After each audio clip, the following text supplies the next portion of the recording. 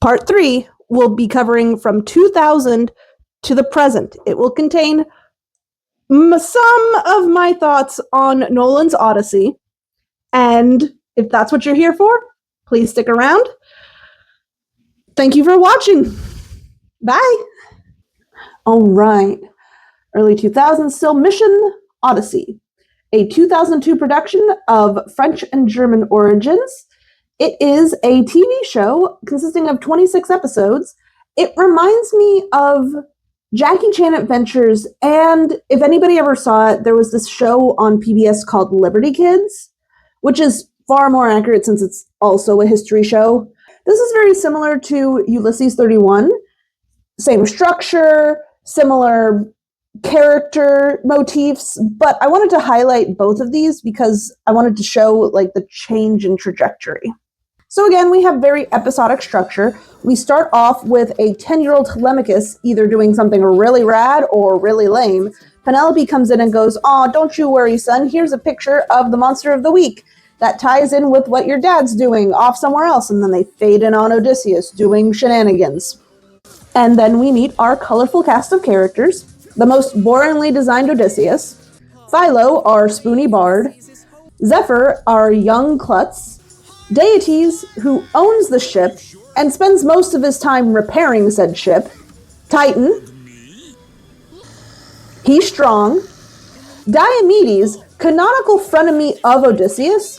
And Nysa, who is a Trojan stowaway who is gifted prophetic sight by Athena because she touches this owl first, which was meant to help Odysseus, so now she's got to go along for the ride. She's clearly supposed to be Cassandra. I don't know why they didn't just make her Cassandra. It's not like we're trying to be strictly canonical here. Much like in Ulysses 31, we have Odysseus traveling around. We have the gods, specifically Poseidon, going up to monsters and go, "Hey, monsters, let's kill Odysseus." And the monsters go, "Okay." And the monsters fail. And then Poseidon rises up from the sea at the end of the episode, goes, "Curse you, Odysseus!" And then we recycle that for about 20 episodes. Why does Poseidon need to stop Odysseus from returning home? I bet. He bet Athena that Odysseus wouldn't make it home. So he's constantly trying to sabotage everything. And there's no, like, prize or things that he has to do that he loses the bet. He just, I guess, doesn't have anything better to do. So before Odysseus can do his homecoming, he's got to resolve all these other guys' problems so they can go home after they're done helping him. Deities is a Cretan who thinks he's a criminal because he lost the king's cargo, and the cargo never got lost, so they clear up that miscommunication, and that gets resolved. Zephyr is the son of Aeolus, who is super overbearing, and so they talk it out, and that gets resolved a little bit. Titan is a prince of the ice giants from Norse mythology, and he doesn't want to go home because his little brother is a better ruler, but everyone thinks he's big and strong and cute, so he left so that he wouldn't be like a distraction to his brother, who is genuinely better at ruling. And they hug it out, and that gets resolved. So because we're in the early 2000s, now there's been a little bit of an update to what a TV protagonist can be. He's still a pretty straightforward Odysseus. If it weren't for Ulysses 31, he'd be the most basic Odysseus to ever Odysseus. But there is some distinct differences between these two protagonists. Ulysses 31's Odysseus is always right, always knows what to do, and the moral is basically just do good things because they are good, and you'll know what to do. This Odysseus is allowed to learn how to solve the problem throughout the episode. We are presented with clues, we're presented with the issue, and we are allowed to solve the issue alongside Odysseus. So instead of teaching the audience how to do the right thing, it is more, this is how you become clever, and this is how you get out of these situations. The best way you can, moralistically, but it's still teaching you how to think about these problems instead of just going, you'll know what the right thing to do is. All right, our first video game. I found other video games, I promise, but they either conflated Odysseus into like just a conglomeration of a Greek hero, or I couldn't play them. So this is like one of two. Age of Mythology is a real-time strategy game that came out in 2002 by Ensemble Studios and was released for the PC. It's a spin-off of the Age of Empire series, which I'm sure half of you have seen your dads play growing up. This specific footage is from the enhanced edition that came out in 2016 that my friend owns, and I didn't want to buy another thing, so we played it together. So this is like a war city builder strategy game. You're not playing as a specific character, you're more like an omnipotent god that's staring down at the map at a 75-degree angle, and the goal is to build up armies by gathering resources like lumber from a lumber mill and food from farmland and stuff. Armies are made of like basic units like foot soldiers, cavalry, and in this case gorgons and cyclopses and such. And sometimes you get specialized heroes who have distinct names and distinct stats, and they can get revived if they get killed. The goal is to build up a big enough army so that you can explore the map and destroy other players' strongholds and basically kill their other armies and their cities and such, so that you're the only one left on the map. Most of the time these are computers, but you can, with these games, sometimes play with other people. But in the campaign, you are playing against computers. So the main character we follow is an Atlantean named Arkantos, and Athena tells him he must go help the Greeks so that the Atlanteans can regain favor with the gods. So he goes on to the Trojan War and does the events of the Trojan horse problem. Not exactly the events of the Iliad, but pretty dang close. So this is where Odysseus pops up as a unit.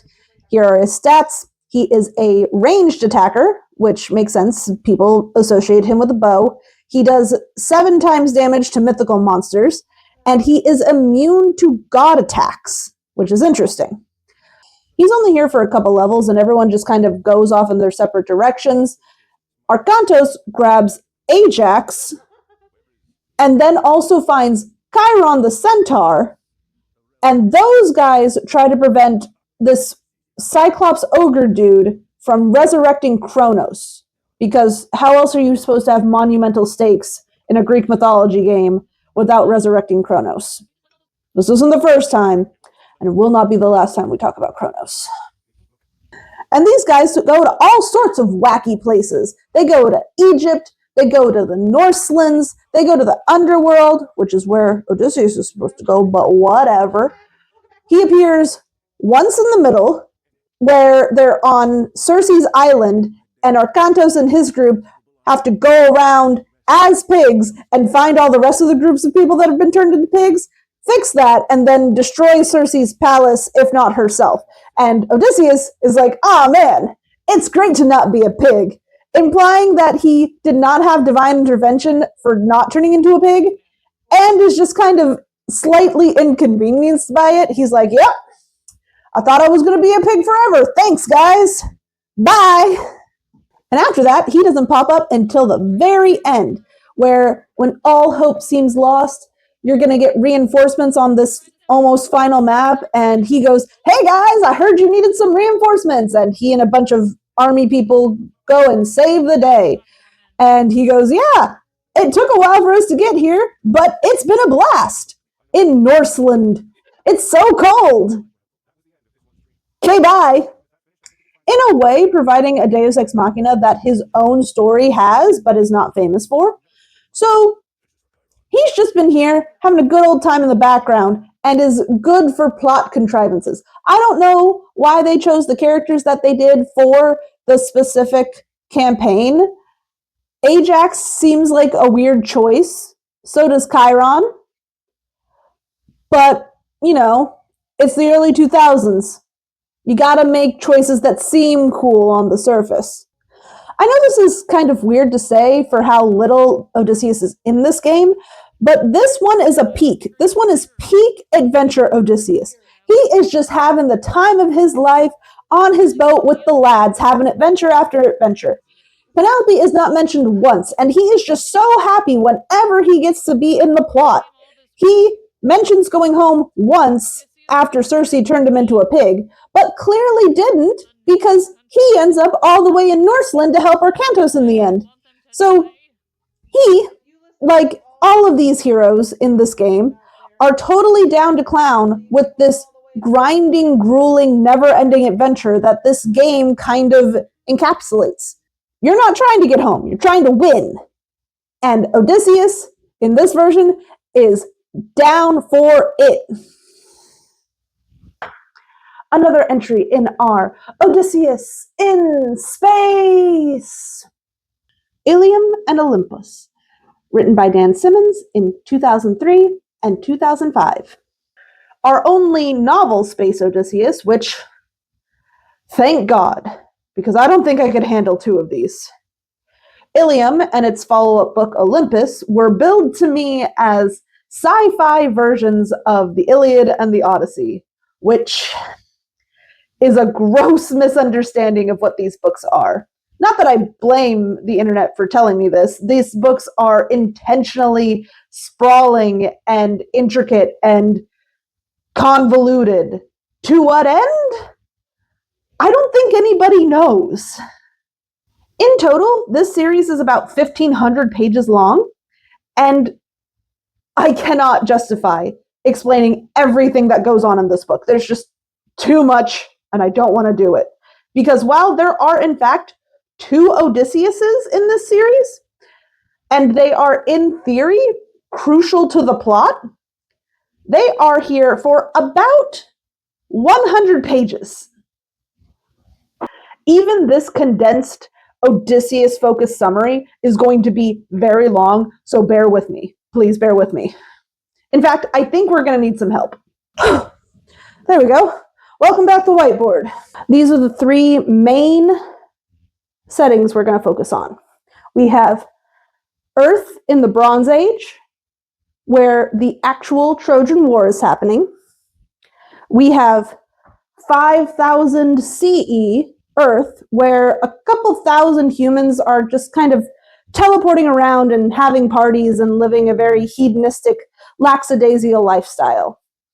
On Mars, there is a kind of fabricated society of these things called post-humans, who are so advanced and so evolved, they have discarded their need for bodies and the need to go through time linearly, it seems. So these guys are recreating the Iliad specifically in this Bronze Age Earth. These 2 Earths are not on the same plane of existence. These guys are dimension hopping and cosplaying the Greek pantheon to these Bronze Age humans. We are mostly going to be on Earth Prime. All right, so we have our first 4 humans. We have Damon, whose only goal at the beginning of the novel is to sleep with his cousin. Ada is said cousin. Hannah is an archaeologist, builder, architect person, somebody who is interested in learning how to build things in an era where people haven't built things for thousands of years. Harmon is the only human who knows how to read, and he wants to find a way into space. Why does he want to find his way into space? Because Harmon is a 90-year-old man. Doesn't look like a 90-year-old man, he just is a 90-year-old man. And in this world, humans only get to live on Earth for 100 years before they are sort of beamed up into the sky to live with quote-unquote post-humans, people who have basically ascended their bodies. But Harmon, he thinks that that might not be the case. So he wants to go to space to look for that. Nobody knows where a spaceship is. Nobody can read to find out where a spaceship is. Nobody can build a spaceship. Like I said, nobody's built anything in quite some time. So Harmon's looking for his ship. Ada is helping Harmon because she has a crush on him. Hannah is helping these 2 because she wants to learn how to read and get more knowledge on how to build more stuff. Why is Damien here? Well, Damien went to Burning Man. Not like Burning Man, he went to Burning Man. And when he was at Burning Man, there were rumors that this old woman was riding on rocks, and Harmon needs Damien's help to find where Burning Man was, because Burning Man's location changes all the time. So Damien's just along for the ride. He has no interest in any of these other things. So he's just along for the ride. Bam, they find her. Her name is Savi. She's all like, oh, I've been waiting for you for some time. She takes them to Machu Picchu, and they find Odysseus. And all these guys know who Odysseus is, because the only form of entertainment in this era is something called the Turin cloth. The Turin cloth is something you put over your eyes, and when you wake up, you are viewing a second-by-second retelling of the Trojan War, which is happening in a different but accessible plane of existence. We will get to that. It's not like you put it on and then you restart again. Like every time you put it on, you are one-to-one matching what is happening this time versus what is happening in the Trojan War. Year one is year one, two is year two, etc., etc. So they all meet. Savi explains that she is thousands of years old. Like she has been walking around for a couple centuries and cryogenically freezes herself and then goes about the world. She's got this master plan because she is the only one who's seen these post-humans, these people that have ascended to the stars. And these guys, remember, are only allowed to live 100 years. And once those 100 years are up, they get beamed up supposedly to live with the post-humans. Savi's like, nothing is like how the post-humans promised us. Nothing about this seems right. She's been doing some machinations for like the past couple thousand years to like try to fix what she thinks is broken. What does she think is broken? It's complicated and unexplained. How did she meet Odysseus? Never explained. She's like, yeah, I know where a spaceship is. If you want to come with me on my spaceship, I'll take 2 of you.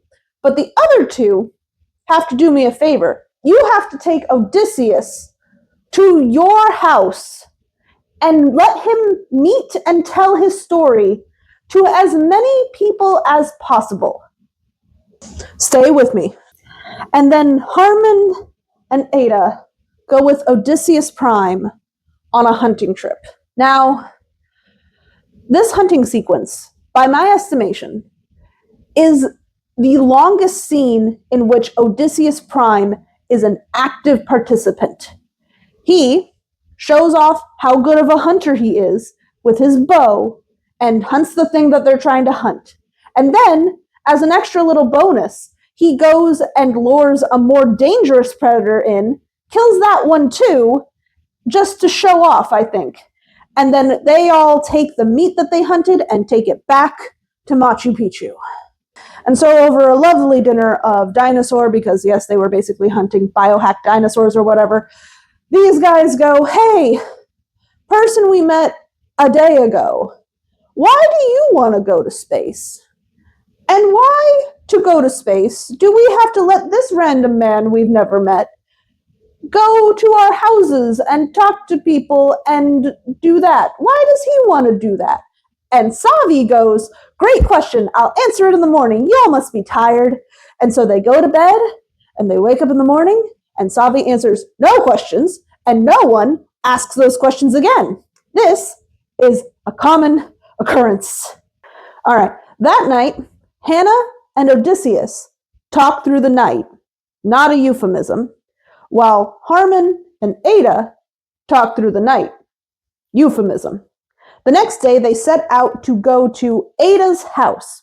I keep calling it a house. It's more like a giant mansion and a sprawling estate. Odie, Ada, and Hannah stay behind, while Savi, Harmon, and Damien go to find the spaceship. Why does Damien keep going on this mission? A lot of peer pressure. Savi and Harmon keep going, oh, there's great things out there, Damien. Aren't you curious? Aren't you kind of curious about all your biohacked engineered things that we keep telling you about? Aren't you curious about that? Come on, come to the spaceship. Come to the spaceship, Damien. It's secretly because Savi needs 2 other people to run the spaceship. And so that leaves Odysseus doing what he set out to do, which seems to be starting a cult.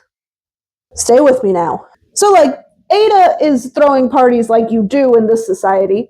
The people are meeting Odysseus, and they just find him so goddamn interesting, they're just sticking around. And Odysseus says that anyone who wants to talk to him has to learn how to live like him. So they're all camping out on this woman's yard, and they're building an obstacle course and basically an amphitheater so that they can hear this man talk. Odysseus says, if you want to hear my lectures, you have to go on the obstacle course at least twice a day. Or 60 minutes or something, or whatever. He's making them do things to make sure that they can have his attention. That's red flag number 1 in a cult. So we only get one of these lectures in detail, and in it, Odysseus is trying to give this epic sage advice, know thy father is to know thyself, to know your history is to know what is to come and what is inside yourself. And this seems to be the most crucial bit of information to self-actualization. And he's saying this to a bunch of people who have never known a society where fathers existed. So he's doing this for several weeks. These guys are still gone off trying to find the spaceship. Ada's getting grumpy in the literal get off my lawn type of way. So she asks him, hey, how long are you going to be doing this? And also, what is what you're doing? And in typical book fashion, Odysseus answers the least interesting question. He goes, I am waiting for the stars to fall from the sky, and then a new part of the journey will commence. It turns out the stars start falling about a month after they have that conversation, so about 2 months of cult leader Odysseus. What are the stars that are falling from the sky? Well, it's a city-sized space station that was singularly inhabited by Shakespeare's Caliban from The Tempest. Stay with me. Who was eating people who got beamed up to it. So all the people who were turning 100 years old, who were getting beamed up to be with the post-humans in space, were actually being beamed up into a tank so that Shakespeare's Caliban from The Tempest could eat them. Stay with me. Harmon and Damien got trapped on this spaceship for a month, and Savi got eaten. So Harmon and Damien go, this space station needs to be destroyed so we can kill Caliban from The Tempest. So they put it on a crash course to Earth. They escape barely with their lives, and all the debris starts shooting down from the sky. How did Odysseus know they were going to do that? Stay with me. That is the barest of bones of what happened in this first book. I didn't even talk about how Hannah got up onto that space station. She got beamed up there at some point. She gets rescued. It's not important. So the last important thing we learn in this book, because yes, we are still on book 1, stay with me, is that Odysseus and Savi are the ones who created and distributed the Turin drama, the one thing that lets you see, when you put it on, the play-by-play of the Trojan War. Why? Odysseus tells Ada that war is coming and that your people need to have their war instincts reawakened.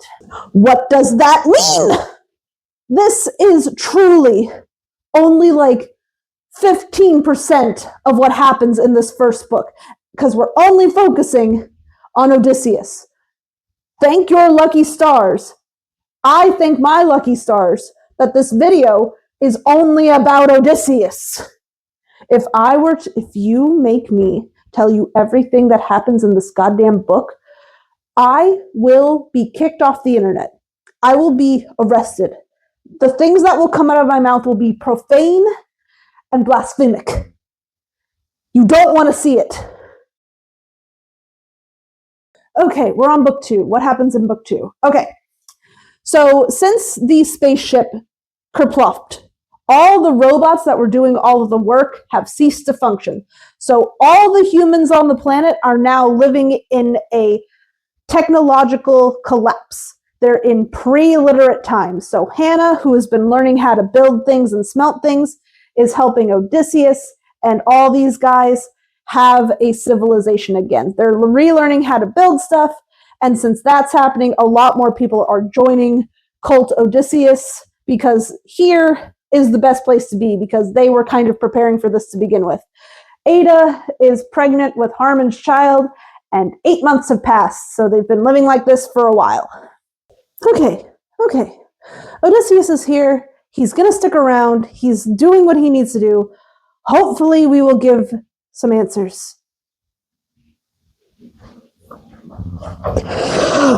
Okay, he's in a coma. All right, well, while that's happening, I will cover what's happening with Odysseus number 2. That means I gotta erase all this. You better, Future Link, you better have enough film footage of this. This is going away. You gotta redo it. You gotta redo the whole shoot. Odysseus Prime has been on future Earth this entire time. We're finally gonna talk about Bronze Age Odysseus. He is finally gonna play an actual important part. I promise. I need people to know that I didn't go insane in vain. Like, this is true insanity coming. Stay with me.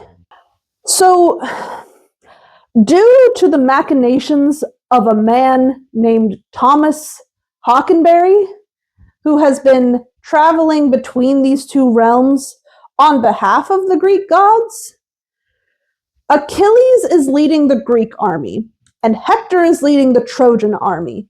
Not in a war against each other, but in a war against the gods. Now, how are Bronze Age soldiers able to reach 5000 CE Mars, you may ask? Well, by a permanent wormhole, of course, created by sentient robots from Jupiter. Stay with me here. So like, the robots came from Jupiter to here because the people here were doing some like reality breaking shenanigans. And so the robots created this and then started helping the Bronze Age people fight these guys.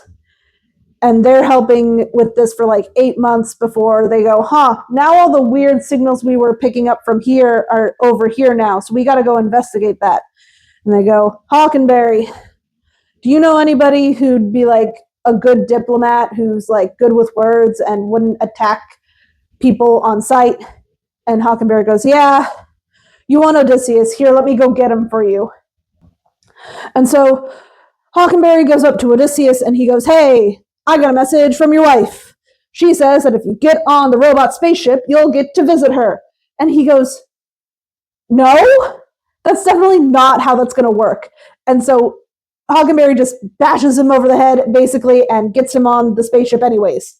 And so he's been shanghaied, he's stuck here, and he's going on his way to Earth on a robot spaceship.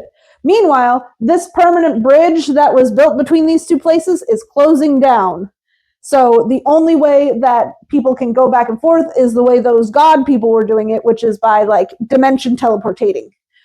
The robots are stuck over here, and most of the Bronze Age soldiers are stuck over here, except for Achilles.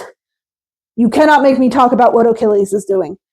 So only really one important conversation happens between Mars and Earth. Odysseus and Hockenberry are like drinking, and Hockenberry goes, hey, sorry I shanghaied you. And so they start talking about battles and how Hockenberry's dad was a World War II vet. Hockenberry is a time traveler. We do not have time.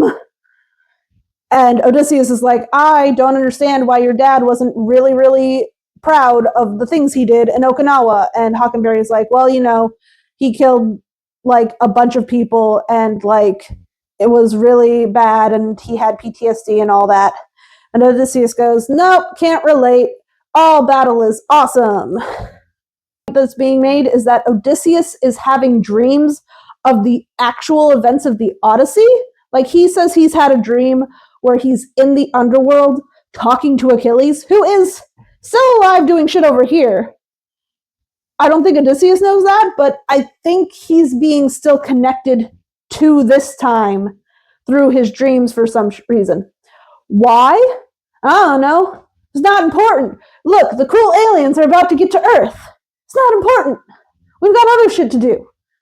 Explaining the plot? That's baby shit. Okay.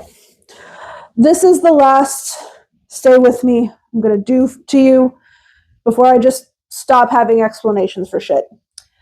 There was, all this time, a giant brain monster thing with hands. I imagine it's like a giant mind flare baby, the size of a building. Hello, Jinx.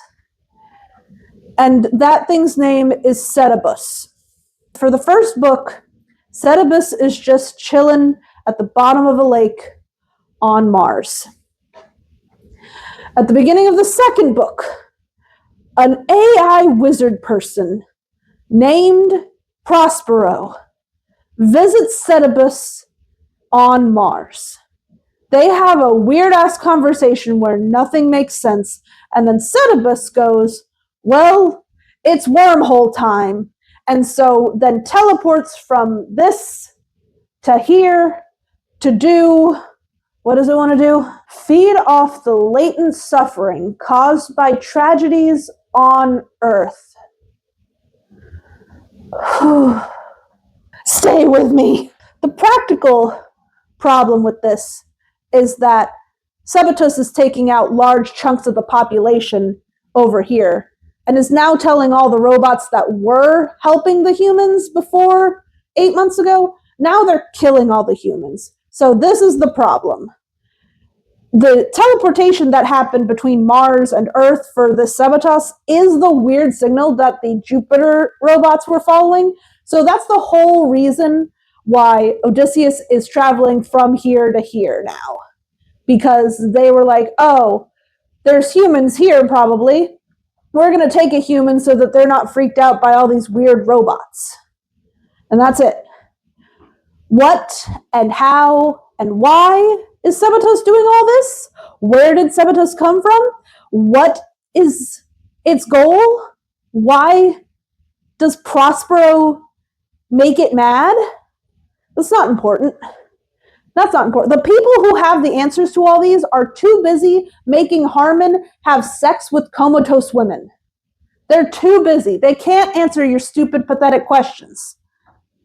And so now, separate from all of this, again, a signal starts coming from a space station orbiting Earth to one of the ships that is coming with Odysseus.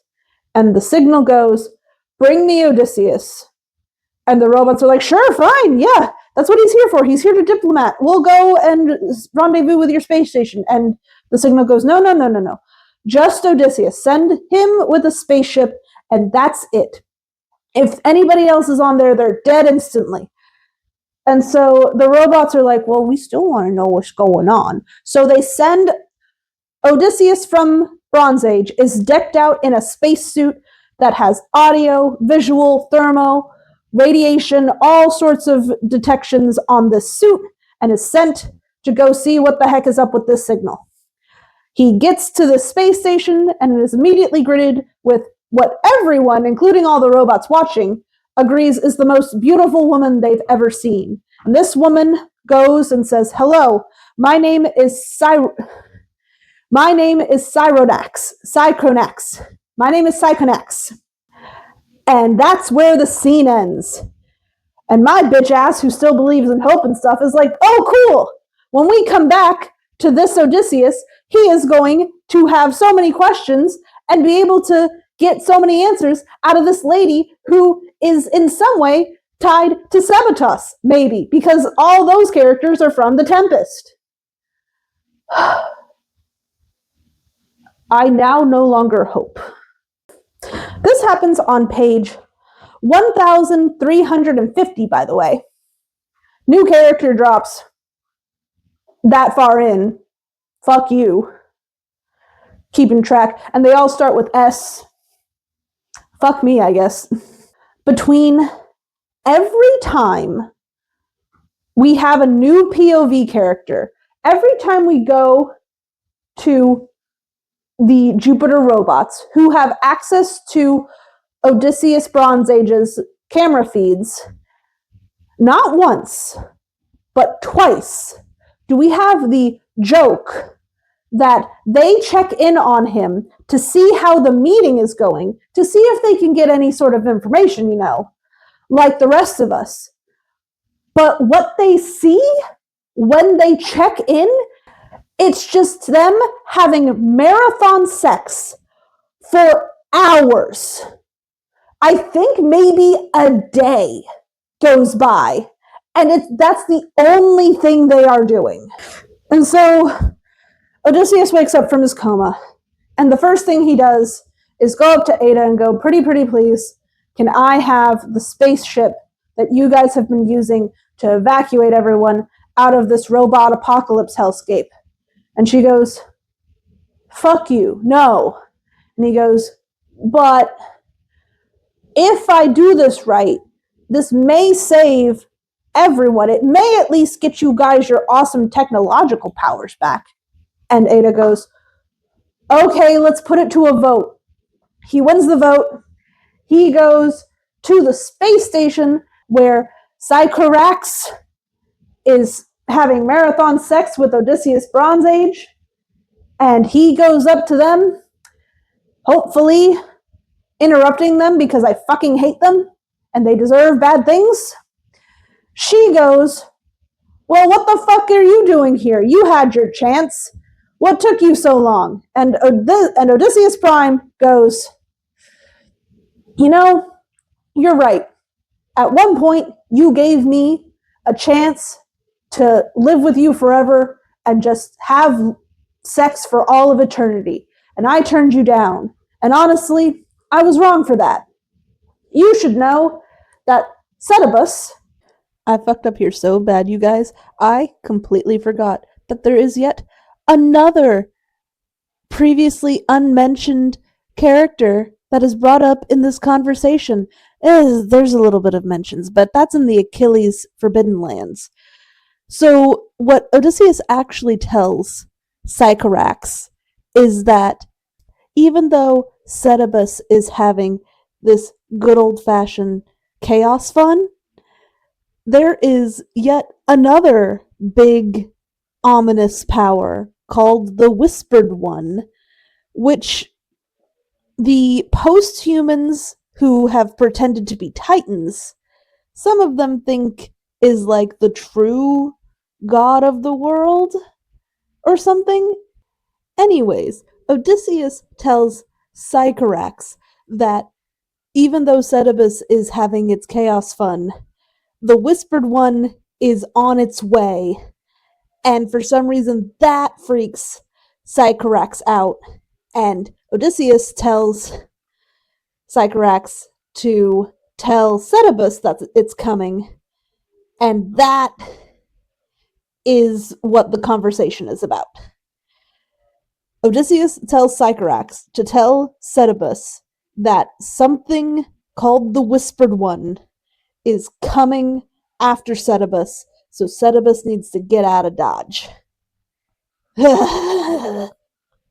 And the witch lady is like, what? What do you mean? No, that can't be. And Odysseus Prime goes, let me come with you and we'll do what you wanted to do originally. We'll go take this space station and travel the universe together and just be blissed out for all of eternity. And this woman, Sycorax, and this lady Sycorax goes, well, maybe I'll just do that with your younger, hotter model. And so Odysseus Prime takes a laser gun and shoots Odysseus Bronze Age in the chest, killing him immediately. Stay with me. What is the context of the conversation? That's not important. Fuck you. There's no context here. There is only complex lore and cool robot shit. You come to me with your questions about continuity and themes and having, a coherent plot? No, that's not what we're here for. We're here for giant brain monsters trying to eat the planet. Don't you know? And somehow, this gets Setebos to leave. Odysseus Prime and the witch lady, whose name I have yet to pronounce correctly, take that space station and presumably eject Bronze Age Odysseus' body out of the nearest air chute and just take it to go have weird metaphysical sex across the galaxy. Literally, the last scene, the post-credits scene with them going off into the distance, is them using metaphysics to cosplay as a teenage couple who sneak out of their parents' house to go have sex in a car and climax at the instant a nuclear explosion hits them. End of story.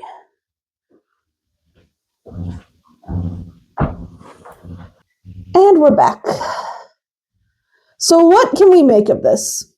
Other than assembling the vestiges of my crumbling sanity. If it's not abundantly clear at this point, I did not enjoy this series. This is only a quarter of what actually happens in the series, let alone any themes or theories that could be postulated from the rest of a cohesive plot.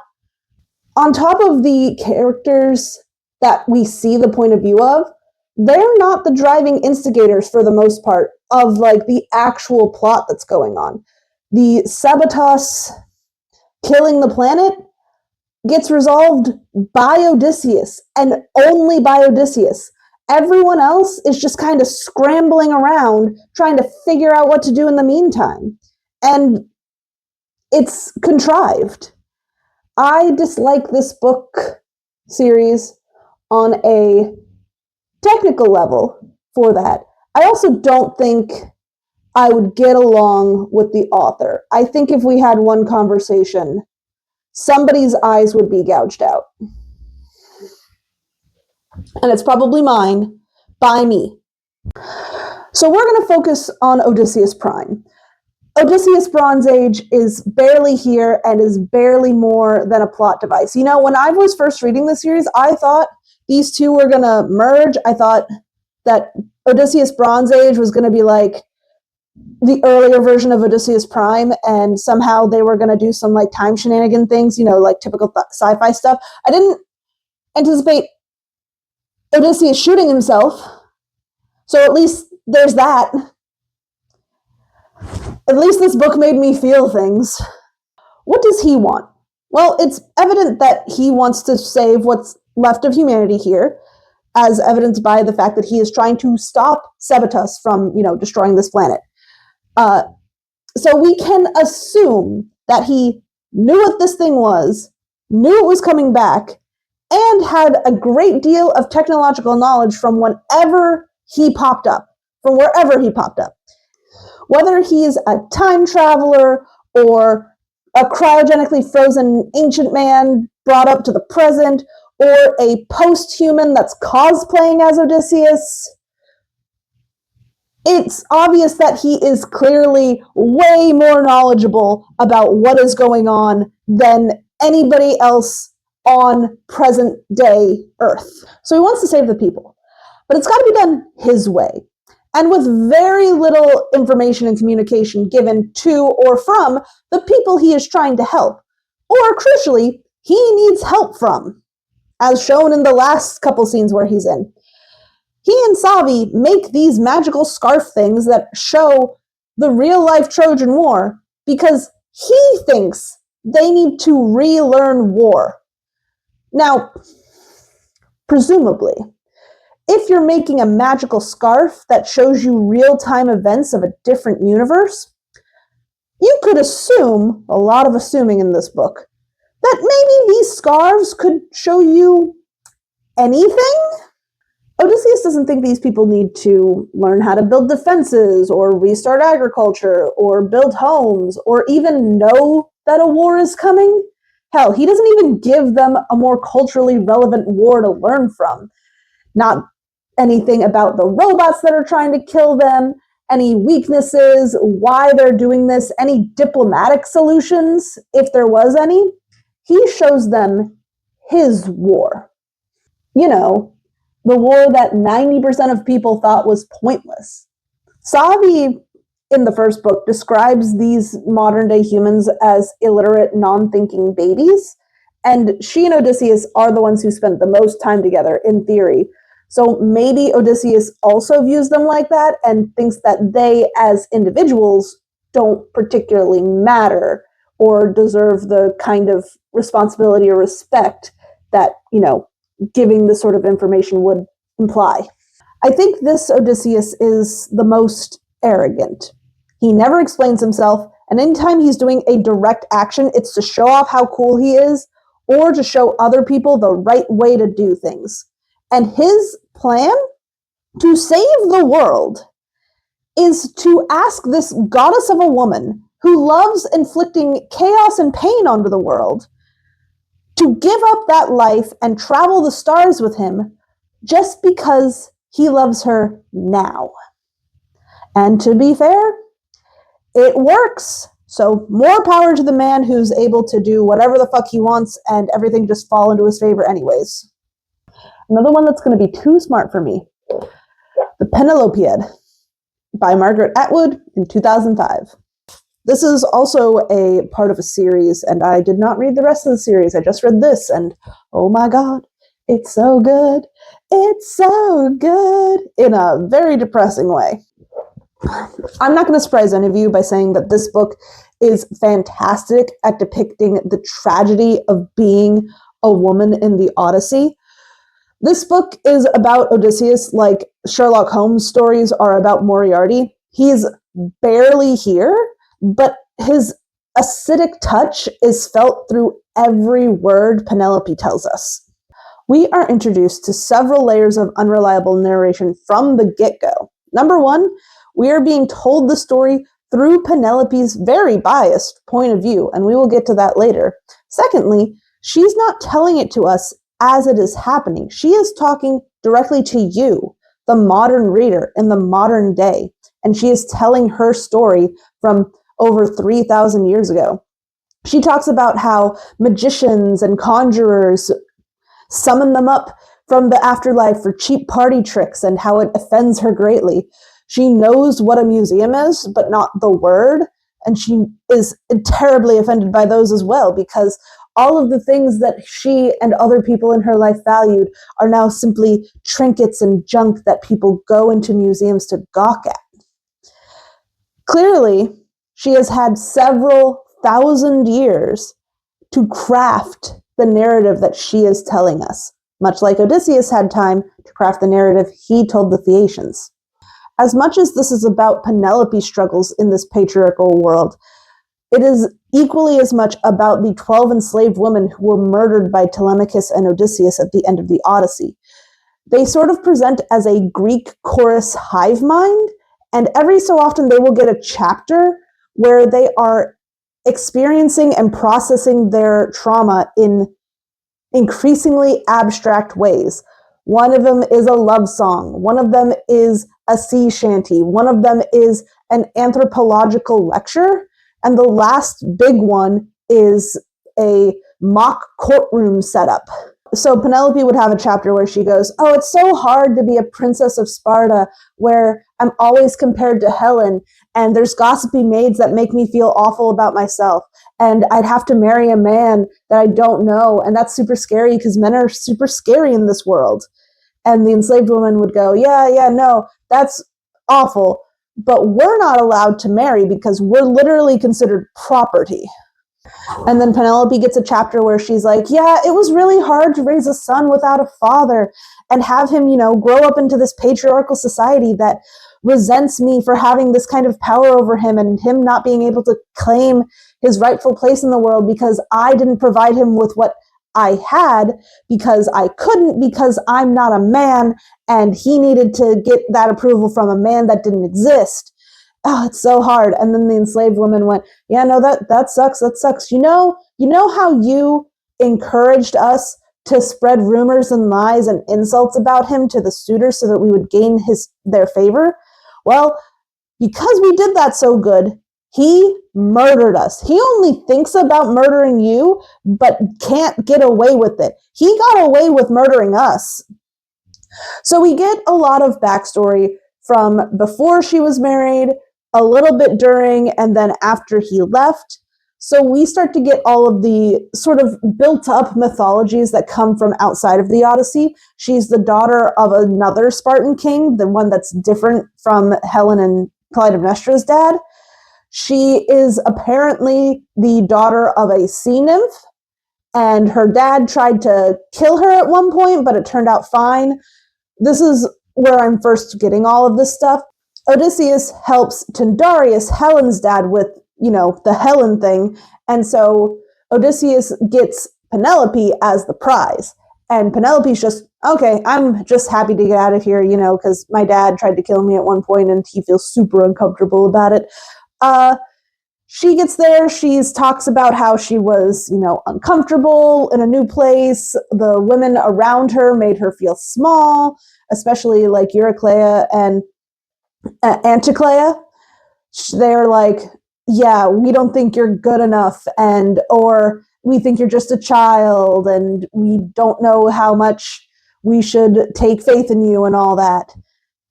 So for the most part, during the beginning of her marriage, she's like just a young 15-year-old probably. And it's not until like later on she's like, yeah, I've been doing queen stuff. She talks about how even before they were married, he was very charming and very courteous to her. She kind of knew that he was spinning yarns when he told tales, but he was so funny and kind to her that maybe it didn't matter. Maybe it didn't matter that he was, lying sometimes or embellishing his stories. It didn't matter because he let her not hurt, not be in pain, and she was the dutiful wife who believed every word he said, quote unquote. And she's like, I didn't believe every word, but I had my duties. So when the suitors started coming and the shroud started to be made, Penelope says she recruited these 12 enslaved women to help her unweave the shroud. It was a vow of secrecy, and it made them as close as sisters, she says.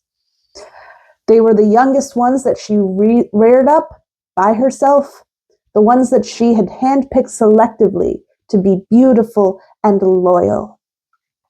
And when she told them to go through and make sure that they got close to the suitors, well, they did their best and they became her spies, her eyes and ears throughout the court. And when one of them got raped, she made sure to make sure they were extra appreciated for their sacrifice. And so from the outside looking in, it looks like these enslaved women are being radically rebellious against their household. They are siding with the suitors. So when Odysseus comes in and asks Eurycleia, hey, what needs to go? Eurycleia goes, those ones over there, because she's not in on the spy secret. And since Penelope is magically asleep during all this, by the time she has any time to do anything about it, everyone is dead. And so she decides that she is never going to tell Odysseus what those enslaved women were to her. Because if that got them killed, imagine what he's going to do to her if she is suspected of impropriety in any sort of way. And in this case, impropriety is being too clever for a woman. Being too clever is dangerous to her. And so thusly, she vows that she will honor their souls with prayer, but she will never tell Odysseus what actually happened here. Penelope doesn't talk much about their lives after that point. It's mostly about what happens in the underworld that she talks about after that. But she does say Odysseus left pretty soon after he got there because, in book 23 at the very end, he's like, oh yeah, we need to go raiding to replace all the treasure the suitors ate up. So bye. So Penelope's been down here for thousands of years, and you'd think that everyone else would be. especially Odysseus and Telemachus. They would be there with her. But no. See, in the Greek afterlife, there is a process that allows for reincarnation. You just have to drink from the river Lethe, which is the river of forgetfulness, to forget all your memories, and then you get reborn again. Odysseus loves doing this. He can't get out of the underworld fast enough. Now, Penelope blames the enslaved women for him not staying with her, because every time they get a whiff of him being in the underworld, they just sort of hunt him down, and haunt him and keep haunting him. And she just doesn't understand why. He did the penance. He did what was culturally appropriate at the time for the Greek murder and all that, but they still travel in this haunting pack of murdered women, and they just go after him. It's great, honestly. I love it. The Penelopiad is about how women can and are propagators of the strict hierarchy of patriarchy. Penelope is a victim of this patriarchy. Odysseus, time and time again, abuses her good nature and takes off and hurts her. And so do the suitors, and so does her father, and so do the other women in her life. But she is also a strict instigator of that system. She doesn't care about what happens to the enslaved women around her. She clearly didn't care enough to stop anything, to stop their hurting. It was all about how they benefited her. And in reality, she got off lightly. She lived through that experience, and her enslaved women did not. More often than not, when Odysseus is not the protagonist, he is allowed to have a little bit more complexity, or at least he's allowed to be a little more of a dick than when he's the protagonist. Here, we do not gain any sort of complexity or nuance to him because Penelope refuses to see it. Penelope has a doe-eyed, starry-eyed look for Odysseus because she believes that's what makes her a good person. Loving Odysseus makes her a good person, and it makes her better than all the other women surrounding her, including all the women in her own social caste, especially Helen. She hates Helen. She blames Helen for all of her miseries, both during her life and in her afterlife. When Telemachus comes home from being in Sparta, the only thing she asks about is how Helen is doing, and specifically how Helen is looking. And Telemachus, bless his heart, finally recognizes that his mother is asking, is she prettier than me? And starts lying straight up to her face. But it takes a while. And she's like, oh, I can live with that. I can live with that. I can live with the fact that my son just finally recognizes that I have feelings. That's enough for me. So who is this Odysseus? Well, he's an Odysseus that gets to do whatever he wants. He goes off to drink from the river Lethe all the time and gets to be a president, a movie star, a businessman. And Penelope does what she wants. She wants to wait for him. Every time he comes back to her, she is convinced that he will see how dutiful she is, how great of a wife she is, and that will be enough for him to stay. She has made this man her entire world, and everyone else seems to have moved on from this system now that everyone's dead, but she refuses because to her this is integral to how she is perceived and what makes her a good person. She's special. She's important. She's shown that she's better than other women. So thusly, she should get special treatment. But that's not how it works. That's not how patriarchy works. You don't get the good girl points just because you are a good girl. That just means you don't get the bad girl points. That just means you don't get murdered sometimes. And obviously, you've seen what happens to women he doesn't approve of. He can't kill you again, girl. It's fine. Instead of holding Odysseus in any way accountable for his actions, she blames all the other women around her. Helen, the enslaved women, other women that come through and tempt her husband. And she refuses to let anything be his fault. And she's going to live like that for nigh on eternity. And the true tragedy of that is that Penelope, clinging to this hope that Odysseus will love her for being this good woman, means that she is going to be forever alone. She will not connect with anybody that isn't Odysseus. So she will be alone in the underworld forever because nobody is going to connect with her anymore. She has burned all of the other bridges, waiting for Odysseus to cross hers. And he's just not going to do that. She is never going to understand that she was a victim and a victimizer. And she is going to remain so for all of eternity, it seems like. She will never drink the river Lethe. She doesn't see the point in it. All she wants is to wait for Odysseus to be better.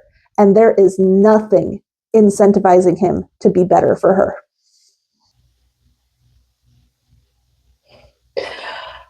The Lost Books of the Odyssey by Zachary Mason from 2007. A novel. Kind of. Spooky's back. This one's not so much an Odyssey. It's more a deconstruction of the idea of a canon Odyssey. Each of these chapters is a piece of fiction written specifically by Mason, but each of them is sort of a self-contained alternate universe of an Odyssey. And this book is kind of formatted like it's a history textbook, trying to present each of these chapters of like where they were found, some context that has some ridiculous footnotes, all in the format of like, yeah, these are found copies of chapters of an Odyssey that just don't exist anymore. So like one of the chapters is just fragment, and it says, a single fragment is all that survives of the 45th book of the Odyssey, and then goes on to say, Odysseus, finding that his reputation for trickery preceded him, started inventing histories for himself and disseminating them wherever he went. This had the intended effect of clouding perception and distorting expectation, making it easier for him to work as he was wont. And the unexpected effect was that one of his lies became, with minor variations, the Odyssey of Homer. Like, it's that kind of mind-bendy stuff, just the entire thing. And none of them seem to have a set starting point. Not all of them seem to belong to the Odyssey that we have. Some of them have vastly different canons to which they belong to, it seems. Some of the chapters include Odysseus being hired to assassinate himself due to a bureaucratic fluke. One where Odysseus is sleeping in the war camp and is approached by what he assumes is a Trojan warrior, but through some philosophical debate and all that, it is determined that a copy of Odysseus's memories and spirit has body snatched this random Trojan soldier.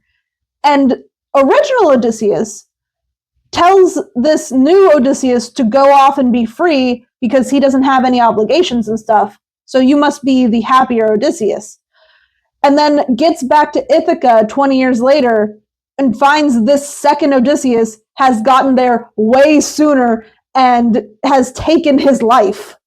One where Odysseus runs from the ruins of Troy and becomes a Turkish bard, where he invents the story specifically of the Trojan horse. One where Achilles is a Jewish golem that Odysseus controls to win the war, which, as far as I know, is a damaging misuse of the golem motif. One where Helen is so divinely beautiful that she does not have a concrete corporeal form, and so Odysseus is able to convince Menelaus that Penelope is Helen, and Odysseus gets to marry Helen instead. And so when they all come and go, hey, Helen got kidnapped, he's like, oh, I shouldn't tell them. One where Paris is actually death, and so death takes Helen, but the Greeks still invade Troy, which is then the land of the dead, to get Helen back. One where Odysseus is in a cabin seemingly at the edge of the world where he has no knowledge of who he is or what exists beyond this cabin, figures out that he has this book called the Odyssey, and he goes, oh, that must be me. I think I've intentionally forgotten who I am because Poseidon cursed Odysseus, and if Odysseus doesn't exist in memory or thought, then the curse is broken, and thusly I, the human, am no longer cursed by Poseidon. The weirdest one, record of a game. The footnote states it's dated back to the Middle Ages as an addition to Homer's epic, but it posits like an anthropological lecture that the Iliad and the Odyssey were anthropomorphized and highly metaphoricalized chess strategy games that were so successful in victory that they were told over and over again and slowly morphed into an actual story. And that's just the really weird ones. Some of these are told in first person, some of them are in third person, some of them are from the point of view of the Cyclops or Circe, or some of them have the Fates. Some of them, again, are anthropological lectures. Each chapter invokes a different universe. Each Odysseus is a different Odysseus with a different past, with different motivations, and exists in an entirely different world. And at the same time, each of these worlds cease to exist as soon as you turn the page to a different chapter. And even as the same time as that, you are expected to believe that each of these chapters is an extract of a different Odyssey. If the world had just been a little different, if we had gotten a different version of the Odyssey passed down to us through the centuries, maybe any or all of these chapters would have made sense. Isn't that what storytelling is, truly? Reinventing characters and tropes and emotions and actions and amalgamating them into something new that's going to resonate with your audience, the audience of the people you've invited to your campsite to share joys and sorrows and sufferings. Is that what I'm doing? Am I looking at the same character over and over and over again to find some sort of quintessential truth that I can impart to make my mark on the world that is going to quickly forget that I exist?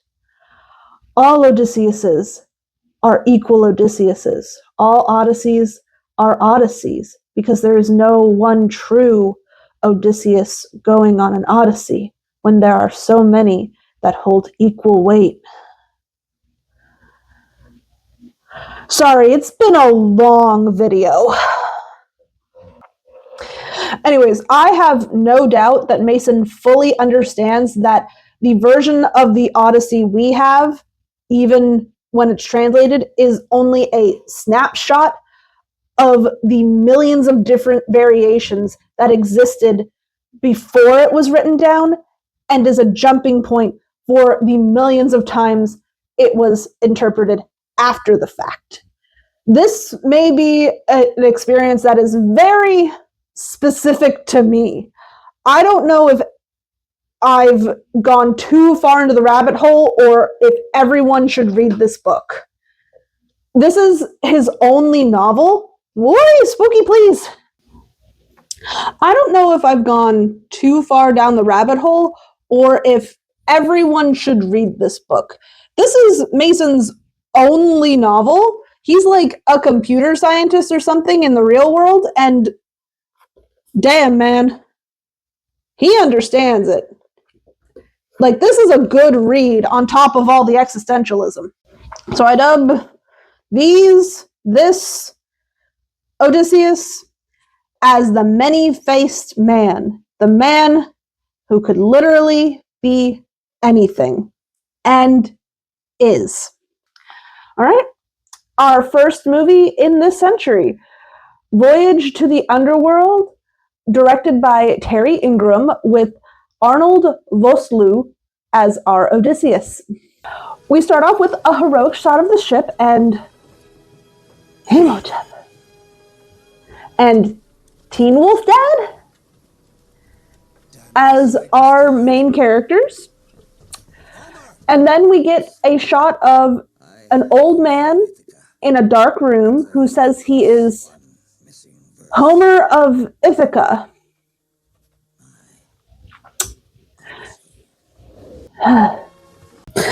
Guys, I said I'd be more forgiving before the internet. You have no excuse. This isn't recession times. What's the problem? Oh God. It's fine. It's fine. He's writing on paper, Link. Literally, this thing is so anachronistic. You're getting your hopes too high for what's gonna come. Don't you worry. You'll see what's gonna come. Oh look, and there he is, all doe-eyed and fresh-faced. We've seen this tactic before, literally just in Mission Odyssey, where you put the poet directly on the ship so that when amazing things happen, we don't have to take Odysseus' word for it specifically. There's a witness. Here's a poet. There's a reason why the poet and the poetry gets passed down, because the poet's right there.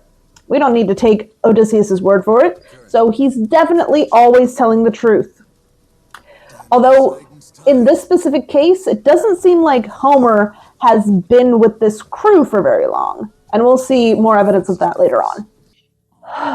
So, Homer of Ithaca, as an old man, is writing down the spooky, scary secret chapter of the Odyssey that he was so scared and spookified to write down for the general audiences. And so now we cut back into the plot where Odysseus goes, "Ah, shit, it's the sirens, it's beeswax time." And then this starts happening. And I'm like, awesome! Finally, we're gonna get bird sirens. And in case I haven't already mentioned it, sirens in antiquity were like half bird, half women people, instead of the sexy mermaids that we've been getting. So I'm like, yay, finally, actual sirens. But something seems a little off about these sirens, so maybe not? They shipwreck as the not sirens let the bodies hit the floor, and everyone wakes up on a beach and given a warm welcome by crucified corpses, which the crew return by looting the bodies. So we've got this guy, Christos, like Christ. Okay, I get it. Interesting. He says he's heard of a place like this before called the Isle of Mist, and he starts giving doomed portents. Your entrails will be turned out. Your lifeblood will leak into the sand beneath your feet. And you'll be pierced through the belly and left to die. But all the other crew members go, yeah, but we're kind of a wuss about it, so we're not going to believe you and leave you behind. So Homer and Teen Wolf Dad have a conversation where it's definitely stated that Homer is like a new addition to their crew, but he is from Ithaca? So like, where did he come from? All right, crew, I know we've been lost for several years, but take heart. I have every confidence that you'll... What was that? Oh my gosh, I finally found you. Hello, I am Homer of Ithaca, and I have come to seek your stories. Well, hopefully there won't be much stories after today. You say you're from Ithaca? Just point us the way you came. I'm not a sailor. I'm just as lost as you are. The not sirens attack them in the night, and all of the injuries that Christos predicted happen here, but it's fine because a sexy lady sings them a song and heals all their wounds. She doesn't tell them who she is, but takes them to her picnic area, which is quote-unquote safe from the shadow beasts. So Teen Wolf Dad is tasked with befriending her by Odysseus so that he can learn her secrets, which he honestly does a really good job at the expense of the relationship he has with the rest of the crew. But it's not for very long because this movie isn't very long and we gotta keep up the pace. She says she just wants off the island and they should work together because there's probably a raft somewhere around here or a bay that they can get out of here from. And that's it. Let's check back in with Christos.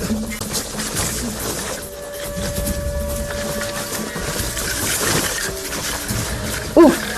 The main group send Teen Wolf Dad and Siren off to go find a harbor. Odysseus emphasizes to everyone else, hey, we're still not trusting this lady, okay? When they get back, she encourages stories to be told about their travels, and the emphasis is on Odysseus' deception, but there's not a lot of deception going on here. I mean, Teen Wolf Dad is tasked with befriending her, but, like, that's just good business strategy, man. That night, everyone goes to sleep, and almost everyone has revelations of what's going on, particularly Odysseus, who has a dream of Athena, and Athena just spills the beans right off the bat.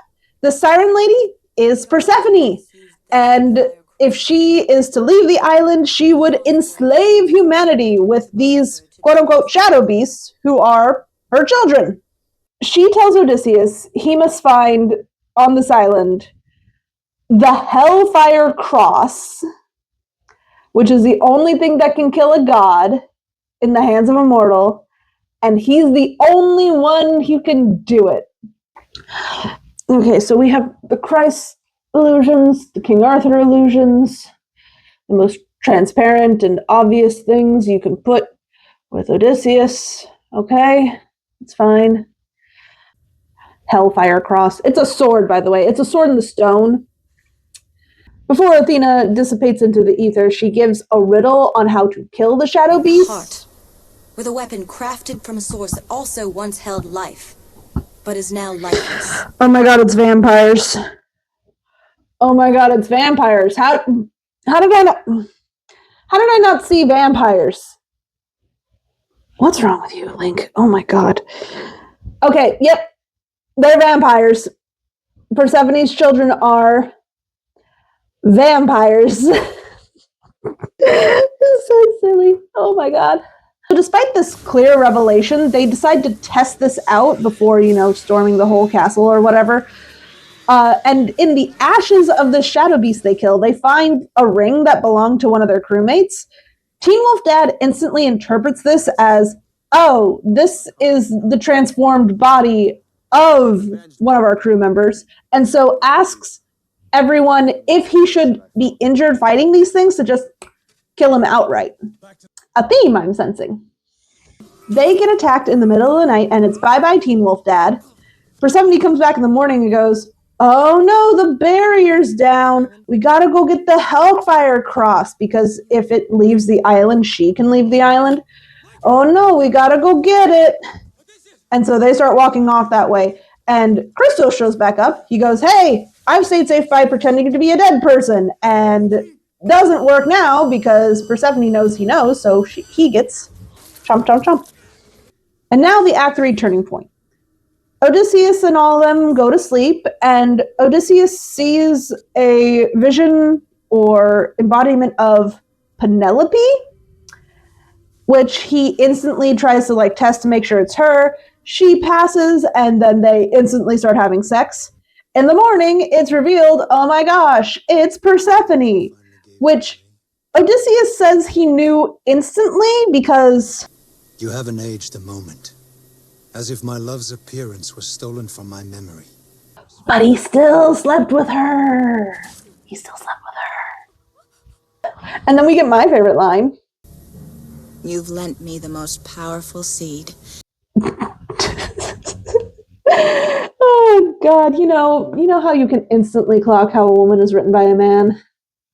The rest of the scene is interesting, but we're going to go over that later. Right now, it's chase scene time.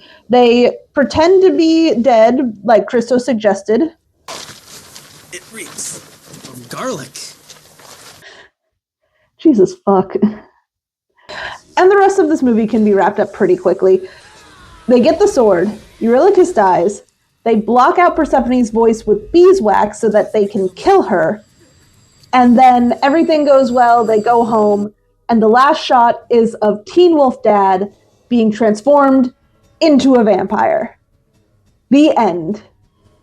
I guess that's why he hates werewolves. Not a lot of unique things to say about this Odysseus. He is, however, not the only protagonist here. It seems that he shares that spotlight with Homer. And since there's two of them, Odysseus kind of gets to offshuck some of the burdens that come with being a main character. Homer is the one who gets to grow a little bit. He's the one who gets to explore and grow and learn, which leaves Odysseus to being the perfect captain, at least to Homer.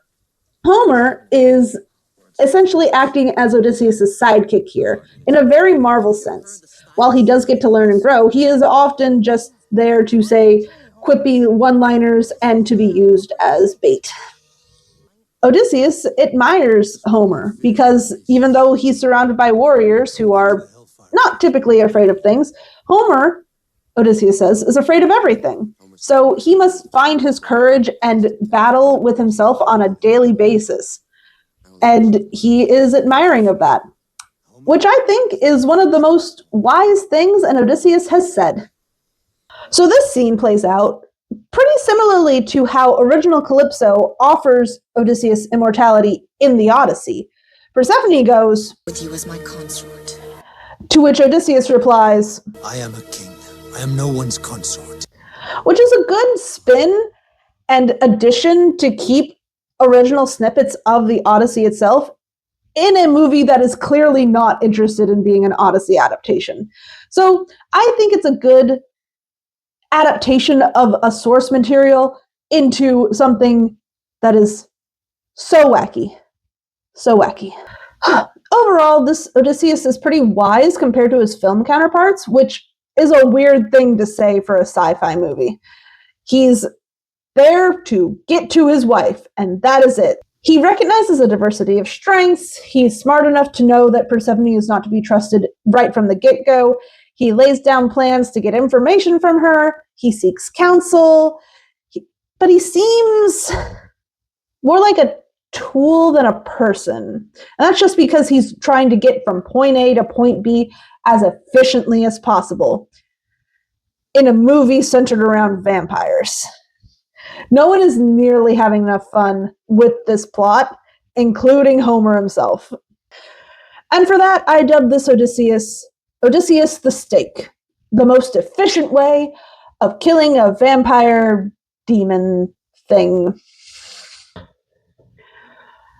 Otis Sweet, in 2024, directed by Mimo Mangeli. This one takes place in the modern day, or is atemporal, or has a budget of $5. Maybe all three? I'll describe this first section in detail so that you can understand my confusion. We open up on a modern destroyer naval ship fighting against a storm, a narrator seeming to read directly from the Odyssey, at least according to what the subtitles on my copy are saying. Then Zeus and Athena are standing on a cliff in beach casual, discussing what they're going to do with Odysseus. They summon sensual Hermes in his blue overalls, and he runs off with his fake angel wings. All communication is happening telepathically, it seems. Now, I thought this was a god thing at first, but it turns out none of the actors are moving their lips when their characters are speaking. Now, this got me for a little bit, but I think this is to emphasize that even when the characters are the ones speaking, it's still just the narrator narrating over what's happening on screen, further committing to the meta commentary of the state, or they didn't have outside mics. So Hermes finds Odysseus and Calypso in this sort of old-timey Italian villa, but he sticks around as they say their tender goodbyes.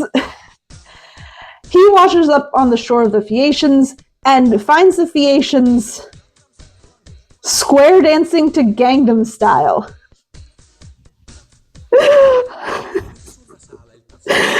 Now, this doesn't have the Telemachy, the Lacedaemonians, Aeolus, and a few other key elements, but all of that is old hat for us at this point. This is a pretty straightforward retelling of the Odyssey, except the Cyclops Cave is a reptile exhibit in an empty zoo. The inside of the Ithaca Palace is a modern-day courtroom. And whatever the fuck is going on with the sirens.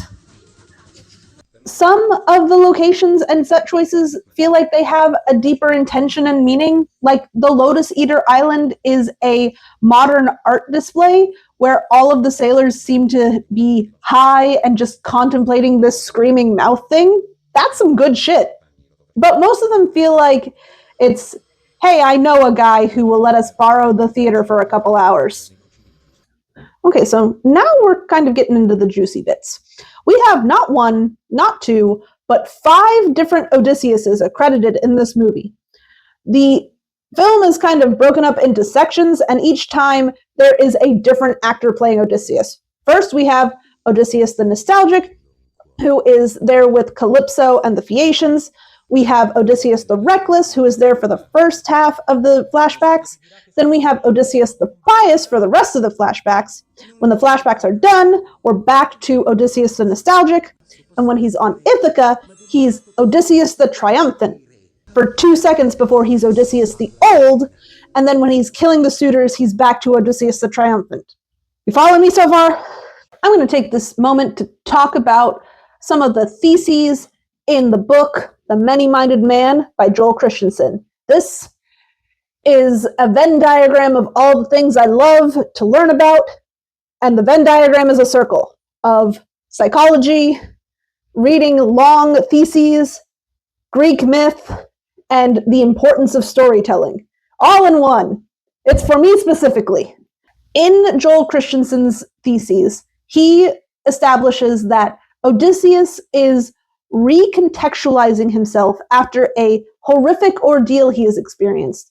And in retelling his story to the Phaeacians, and in retelling lies and lies and lies, he is reconstructing not only himself, but the projection that he wants to present to the world. He is picking and choosing the events and how to portray them and how they've affected him to rebuild his sense of identity after being on Calypso's island for so long. Every story, even the lies, are a chance for him to transform into a new person. Once Odysseus has reached the end of his story with the Phaeacians, he is no longer the same person. He has decided what kind of person he is going to be after he is finished telling his tale. He has gone through and sorted through all of these things that have happened to him and have made a story where he is a survivor, where he is the one that was sensible, where he's the one that was clever. And for someone like Odysseus, whose lies are as easy as breathing, he is able to change who he is based on the story he is projecting to other people. He is literally transforming himself based on situations and how he wants to redefine how he comes back to Ithaca. And really, all humans do this. We are a combination of the stories we tell ourselves. Like, I'm a good person. I'm a good drawer. I lived my life to the fullest. These are stories that we construct about ourselves to encourage our identity. Odysseus is doing the same thing when he is telling his story to the Phaeacians. He's not telling them everything. He's telling them what he thinks it's important for them to know about him, about how he got here. And in doing so, he is reconstructing what his identity is after he's been through this ordeal, after he now presents into society again, after he's been with Calypso for so long. He tells this story so that he can rebuild his identity as a king, as a sailor, as a survivor. Once he is at the Phaeacians, he is no longer Odysseus the Reckless. He is no longer Odysseus the Pious. He is Odysseus the Nostalgic, the Odysseus the Longing. He is the one who is looking back and longing for home. And it's not until he has unburdened himself with this story and reconstructed who he is based on how he projects himself to the Phaeacians is when he becomes Odysseus the Triumphant. And so thusly, this Odysseus is the many-faced Odysseus, the one that recognizes that through the lies and the stories, he is transforming and changing as easy as putting on a new coat. He is the many-faced man. I meant to say many-minded, like the title of the book that I'm talking about. I already used many-faced for the lost books of the Odyssey, and I am aware, and I bring great shame to my house. This Odysseus is the many-minded man, with his compartmentalization of his personality and his reconstruction of his identity. Thank you for your patience. A side note, another weird thing that happened here is that instead of axes in the archery contest, there are 12 rolled up pieces of paper that are laid out like this along a table. We only get a close-up of one of them, and it's translated, because I'm a thorough bitch, is Article 9 of the fundamental values of the Italian Constitution. I have no idea what to make of this. At first, I thought it was just filler, like they're in a courtroom. Maybe these are just hanging around somewhere. But there are 12 of these fundamental principles, and there's 12 axes, and so then you're shooting through them. Maybe? Allow me to get a little wobbly, and I can't take credit for most of this because me and my husband had a thorough discussion because I was kind of losing my mind when I saw this. So he goes, maybe, oh, hang on, let me get the existential hat again. I still have a little bit of the lipstick on too. Excellent. So the thesis that me and him came up with goes as follows. Odysseus, personifying the governing body, comes to reinforce his domain and his dedication to embodying these 12 principles of the Italian Constitution, and by pinning them to the wall, invokes a feeling of the 95 Theses done by Martin Luther, and thus deifying these principles, even despite maybe the overwhelming pressure of his surrounding society to reject said principles. Thanks, love. So anyways, go watch this on YouTube. It's on the channel that publicized this work, so it's not plagiarized. It's truly worth the watch. It's a good testament to how you only need a few basic elements to tell a really good Odyssey story. And you don't need a giant IMAX budget. Alrighty. Odyssey by Matt Fraction and Christian Ward, starting in 2016. Look at it. It's gorgeous. It is unfortunately unfinished. I don't think a volume has come out in quite some time. It's hefty. There's a lot of things going on in here. We're gonna try to focus on what's going on with Odyssea in this version. This is in fact our direct descendant of the heavy metal comic we covered earlier, and it was billed to me as a gender-bent psychedelic odyssey through space. And gender-bent is an understatement here. Basically, this exists in a universe that has its own backstory where basically everyone is a woman. Basically, every single one is a woman, except for where they're not, because the backstory lies to you. There's like a whole secret world of just normal people, but all the other planets, it's mostly women. And a third gender, but really it's a enslaved caste of people who are able to give birth to men sometimes. Everyone except for, Helen, who is just called man in this one, who's in the gimp suit. And reading this now, I can understand why this didn't get a lot of fans. It's, I would say, divisive. There's a lot of things that are going to piss off a lot of different people, I would say. You're already starting off with gender fuckery and lesbians. You've already got like 30% of the population disinterested.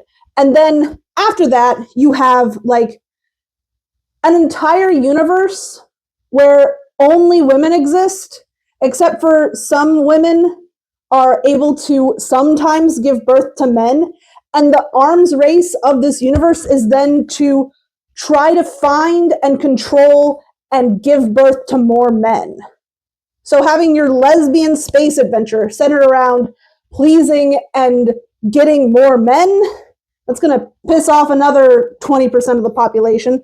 Then you get the leftists pissed off because this is basically just imperialism, unquestioned, at least so far as we got. This is like Conquest, the comic. And even when women are doing it, it's still not good. Imperialism and conquering people is still not okay when women are doing it. So you're going to piss off all those people too. So I can understand why this didn't get finished. There's not going to be, I think, a dedicated fan base to like the messaging that's going on in here. I think it's interesting. I can talk about what goes on in here for a while, but we're going to focus on Odysseus because there's, even here, not all of this is about the Odyssey. This format is it's kind of formatted like following each of the three queens of the Trojan War. You've got your girl Menelaus, your girl Agamemnon, and your girl Odysseus, and they're all having different space adventures, and they're all kind of like getting their own time in here. We get up to like the Aeolus bit, and we'll get to the Aeolus bit.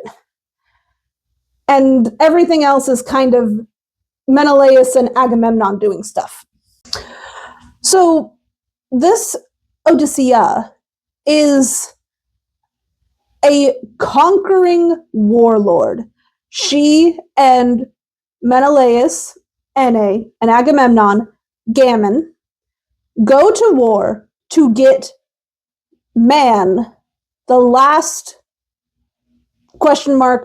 male in the universe.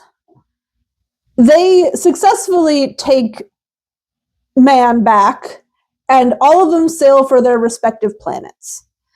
Odyssea is harsh, cruel, unfeeling tyrant, it seems. She has blocked off her heart for combat and is very bad at trying to get it back. It seems that this sort of theme of like being really strategic and ruthless is embodied by the ship. The ship is kind of piloted with all of the crew in a sort of hive mind, and they need to be in sync, in unison, and unquestioning. And the easiest way to do that is just to do whatever Odysseus says.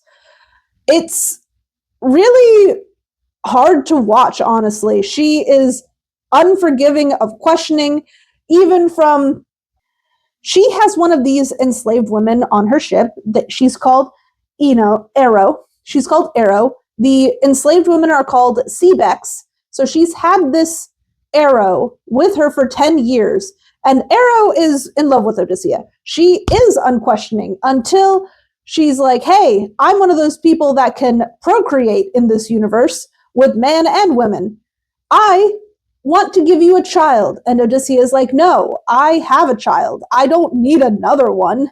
What do I do with a child? I only procreate for war purposes.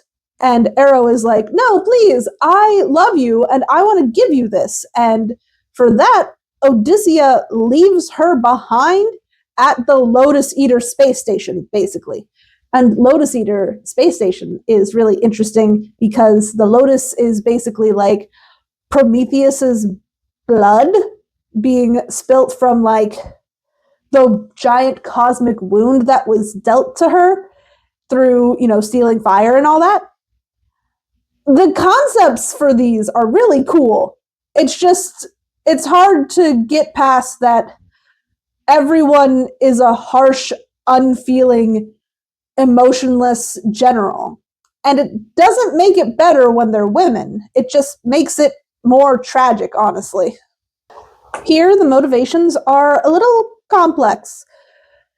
It seems that Odyssea, my apologies, is conflicted about returning home because she knows that she is still deep in the trenches of wartime and isn't able to claw her way out to a more quote unquote reasonable mindset. But she feels the need to return home because it turns out she has a son, Telemachus, still, and she needs to protect him because they just went to war for one man for 10 years across an entire galaxy. She needs to go home to protect her son from other people trying to do the same. She can't have that he be kidnapped like male or man. But the gods here, again, are really petty. Zeus appears, much like in the heavy metal comic. She goes, well, ladies, what are we going to do for fun now that the war's over? And Poseidon is pissed because Odysseus didn't offer Poseidon specific sacrifices. She offered Poseidon's wife sacrifices, which they're all women. I don't understand why there wouldn't just be sacrifices to both, but whatever. So this causes Poseidon to start laying traps and tribulations in Odysseus' way the entire time. The designs of this place are fucking amazing. The lore is incredible for here. I can't get over how fucking gorgeous this is. But while it is nice sometimes to see women's wrongs as well as women's rights, this one is uncomfortable in that it's still written by men, illustrated by man. And when you're given a world where the gods intentionally eliminated the male population, and then the goal basically of the world thousands of years later is to basically find and covet men, it leaves a little bit of a bitter taste in your mouth. I just wanted fun space lesbians. Instead, I get authoritarian dictators fighting over dick. The pinnacle of this unfeeling, uncaring general that she is when they get to Aeolus's island. Aeolus is a man. He's admitted to be a demigod, and he wants to leave with them. But when they are on this planet that he's on, it's revealed that all of these robot people are either his children or programmed to be his children or his servants or something. I'm unsure, but it's revealed by these nymphets, as they're called, that every time a woman who comes to visit Aeolus on his island, he has sex with her, and if she gives birth to a girl, she also gets pushed out the airlock. So Odysseus goes, well, I don't want that on my ship.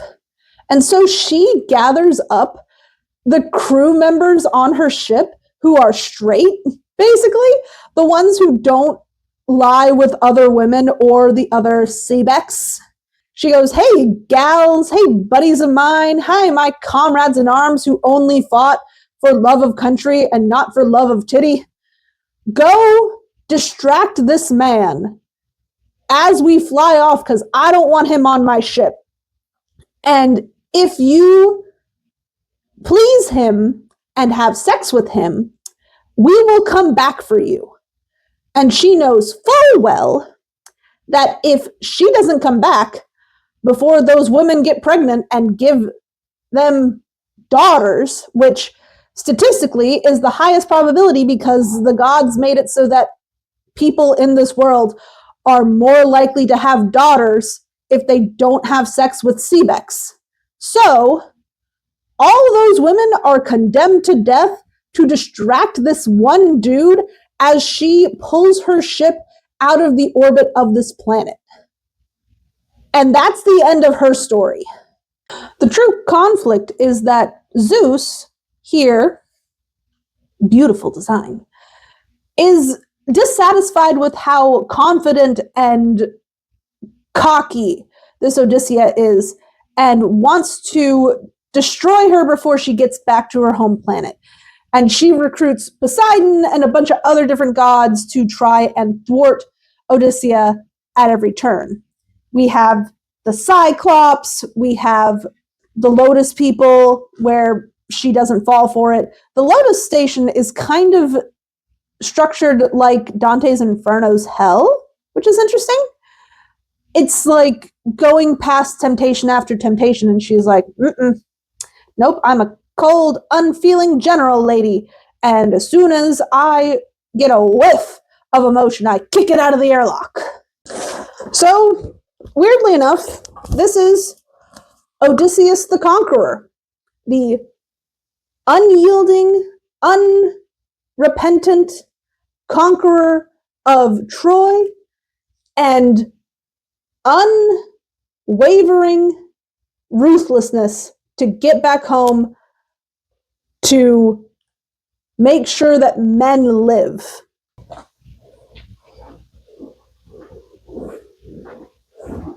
What, did you think I didn't have a whole ass witch costume? You thought wrong, motherfuckers. Look at this. This is gorgeous. Oh, hello, and my black cat. He joins us. Circe by Madeline Miller from 2018. This one is a direct descendant of Margaret Atwood's The Peloponnese. As far as I'm concerned, this is a story about how tragic it is to be a woman. And yes, I do think this one ends in tragedy. It's often said to be a fool's errand when you try to make a timeline out of mythology, because what we know of as mythology is from dozens of different sources that had no way to connect with each other and were trying to do different things and are in different formats.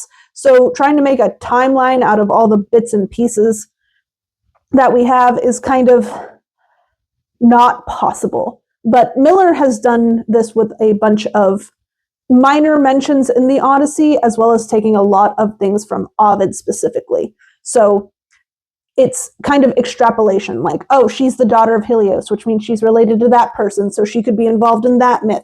And this person meets her one time over here, and this is a myth from Ovid, so we're going to put that over here. And it's very well done. It's very good. The best research Miller did was extrapolating what the difference between the god powers Circe is assumed to have and her witchcraft, and the difference between the two. It's what makes Circe stand out in a myriad of colorful characters in the Odyssey. Penelope puts a fine point on it later in the book, where she says, "My husband spent time with 2 goddesses, but he only ever wanted to see you again." She is told to raise, hello Spooky, no. So Circe is born in the court of Helios, and she is bullied relentlessly because she's not very pretty and she has a weird voice. But her true tragedy comes from her constant need and lack of affection from those surrounding her. She's all but neglected in the court of Helios by her father. When she's young, she is tasked with raising her baby brother Aedes, who she raises and loves and goes, yes, this time it'll be different because I raised this one and he will be kind to me. As soon as he is in his prime, in his primal power, despite her begging him to stay, despite begging to go with him, he abandons her without a second thought. Later on, she meets a mortal man named Glaucus, and she falls in love with him because he gives her love and attention. This time, it'll be different. She turns him into a god using witchcraft. And as soon as he is able, he trades her up for a better model, Scylla. This is when Circe curses Scylla, according to Ovid, and turns her into the dog-faced monster that we all know and love.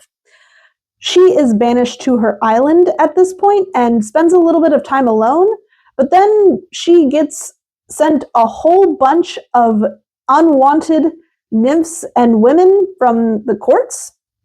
You'd think she'd find some common ground with these unwanted women, but no, she just finds them vapid and annoying. I'm not like other rebellious goddesses. When technology gets good enough that men start arriving on her island, she goes, yes, this time it'll be different. But when they take what they think is owed to them, when they rape her, she goes, all right, it's pig time. And that's when she starts turning every sailor she meets into pigs. This is not a difficult extrapolation to take from the text, where Cersei is doing a preemptive attack for what she thinks is going to happen to her when these guys come up to her shore. It's a very easy extrapolation process, but I wanted to make it explicit here. Cersei is turning men into pigs because it is viewed as a preemptive attack and self-defense against rape. There you go, spooky. So when Odysseus rolls up on her shore and gives her just a modicum of respect, she is head over heels, despite her fully acknowledging that he is not that great of a person. He is a liar. He is being purposely charming to her. He has these moods, she calls it, where one day he'd be loud and loving and boisterous to his crew, and then the next he's snarling and angry and attacking them. But it's okay. He doesn't do that to her, and she's able to, get him out of it. She can fix him. At least she understands that this time he has to leave, but not before purposely getting pregnant with his child. And so when he leaves and her son Telegonus is born, she goes, this time, it'll be different. So because of this novel, I get to tell you about the wildest thing I found out while doing this research. There are a lot of lost epic poems that encompass the entirety of the Trojan War. It was called the Trojan Cycle. We just have Homer-specific epic poems left. We have summaries of the other ones, but other than a few snippets, they are totally lost. The Odyssey is not the last of this cycle. It is a story called the Telegony, which follows Circe's son, Telegonus. And the ending of this novel follows, supposedly, the ending of the Telegony with one very major exception. So Telegonus, as he grows up, goes, "Wah, Mom, I hate you. I'm going to go find my awesome dad that you've told me so much about." And Circe goes, "Well, I don't know how he's going to respond to your existence. He was kind of unhinged when he left here." And Telegonus goes, No way. You've only told me awesome things about him. There's no way he'd be bad to me." And Circe goes, "Well, take this poisonous stingray spear just in case, and it should be fine." And Telegonus goes off to Ithaca and comes back and he goes, "Mama killed him. He attacked me and I killed him." Circe's very upset about this. But he also brings Penelope and Telemachus back to Aiaia with him. So there are different endings, supposedly, to the Telegony, or there's different myths about it in general.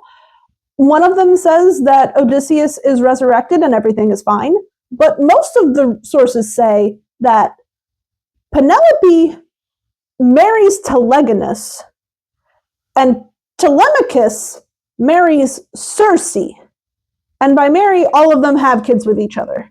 Thankfully, I guess, only the Circe and Telemachus bit happens at the end of this book. I needed a whole week to process that one. The four-way incestuous, it took me a while. Holy shit. So thankfully we don't get a revived Odysseus or an incestuous Penelope, but we do get a Telemachus-Circe pairing. And at the end of this novel, the same magic she used to turn Glaucus into a god, she uses to turn herself into a human so she can live out the rest of her days with Telemachus. And this is, I think, supposed to be a happy ending. Don't get me wrong, she is very happy.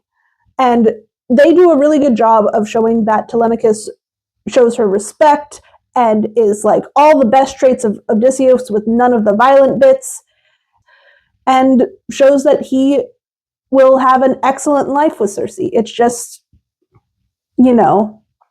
this time it'll be different. And so far, it hasn't. Time skip, because dinner.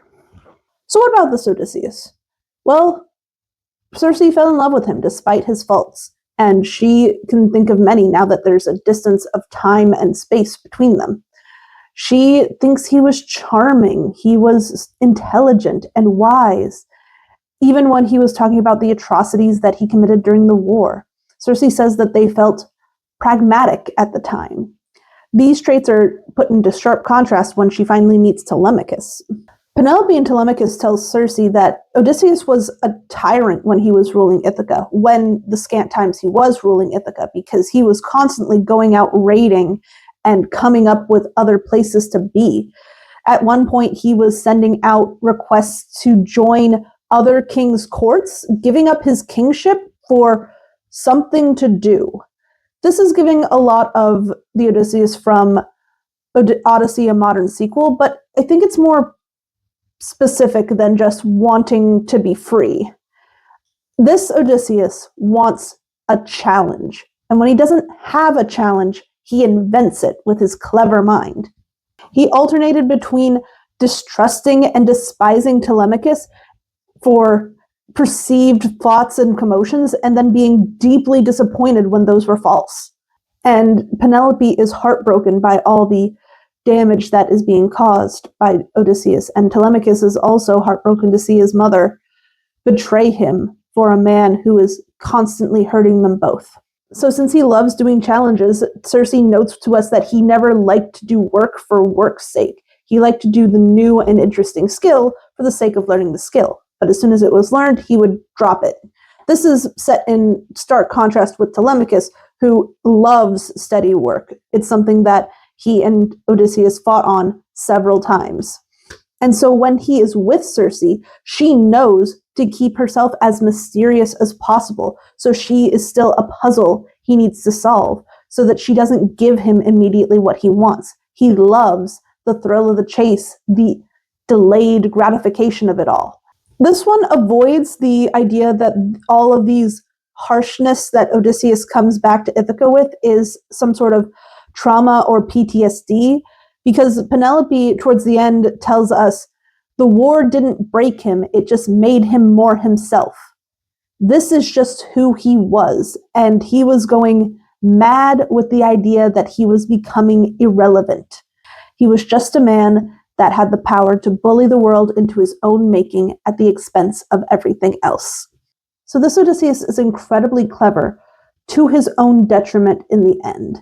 He wanted to see challenges wherever he went. And as someone who is embarking on this type of endeavor, I can relate, but being so clever that you need to attack and goad and try to force everyone else to become your enemies for you to solve is not something I can relate to.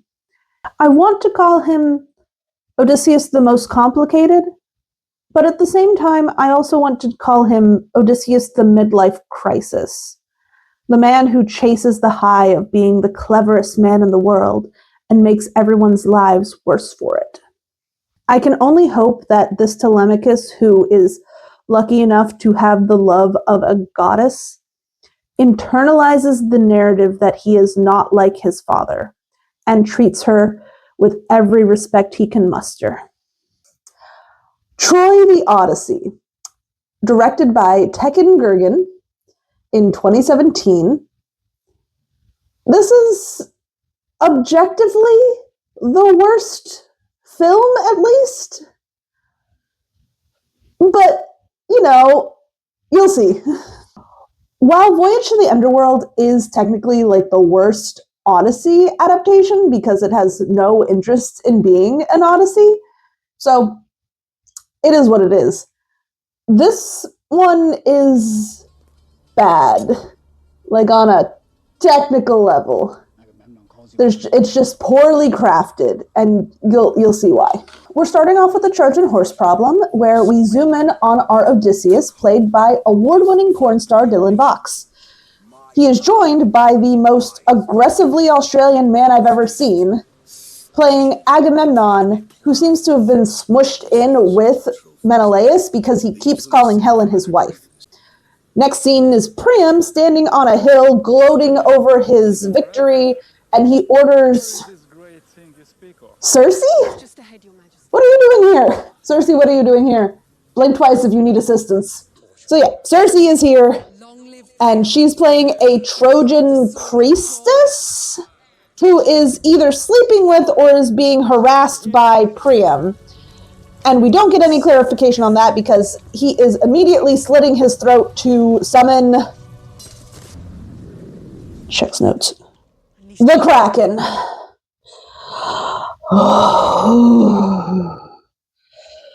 There are other sea monsters, guys. There's other sea monsters in the Odyssey. We don't have to keep going back to the Kraken every time. Clash of the Titans wasn't that good to begin with. So yeah, Cersei is here and she kills quarterback Achilles, but Odysseus takes her hostage because the Kraken can't harm any Trojans. So he's taking her back with him on the dinkiest boat I've ever seen. Hang on, what's the budget for this? Because, you know, I'm very forgiving of a small budget. This is the Sharknado studio? All right, well, a lot of my jokes are flying out the window. I feel bad. They have a budget of $500,000. They might as well have filmed it in their backyard. Anyways, they're on their ship. They're lost. They're running out of food. And pause. Pause. Enhance.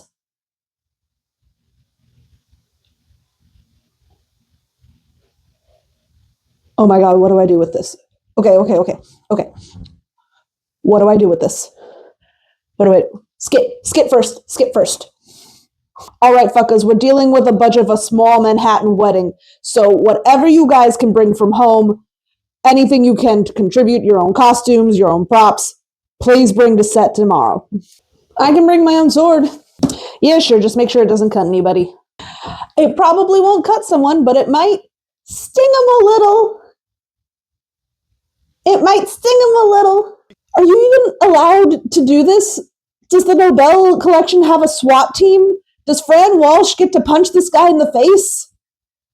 My brain is broken at the audacity. Has he had this the entire time? Or is this fucking Sword of Troy shit? Nope, he's had it the entire time. I recognize that fucking hilt. This is mostly not a joke. I paused directly on this shot because I thought I recognized this actor over here. I thought he was the sheriff of Rottingham from Men in Tights. But instantly I was like, hang on, I know that hilt. And I was euphoric. I felt like I had transcended my body. The love of me being able to recognize something versus the euphoria of going, oh my God, this is all I'm going to talk about for the next month. It was my favorite story to tell around Christmas time. And every single person I told, I just had to show them the picture and they went, why is Sting here in this photograph? What is going on here? What movie is this? Anyways, where were we? What were we doing? Who am I?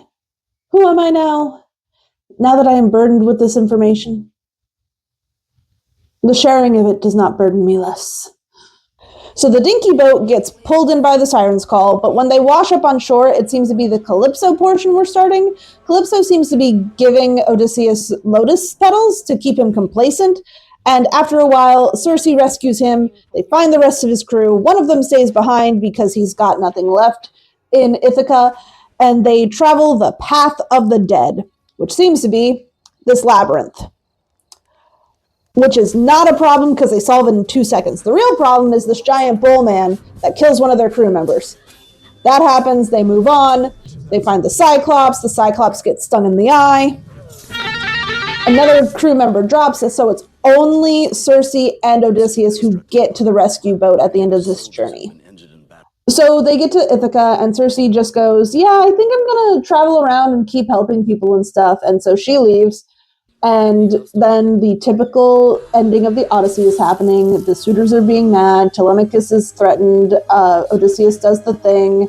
He kills all the suitors. His wife is happy at his return.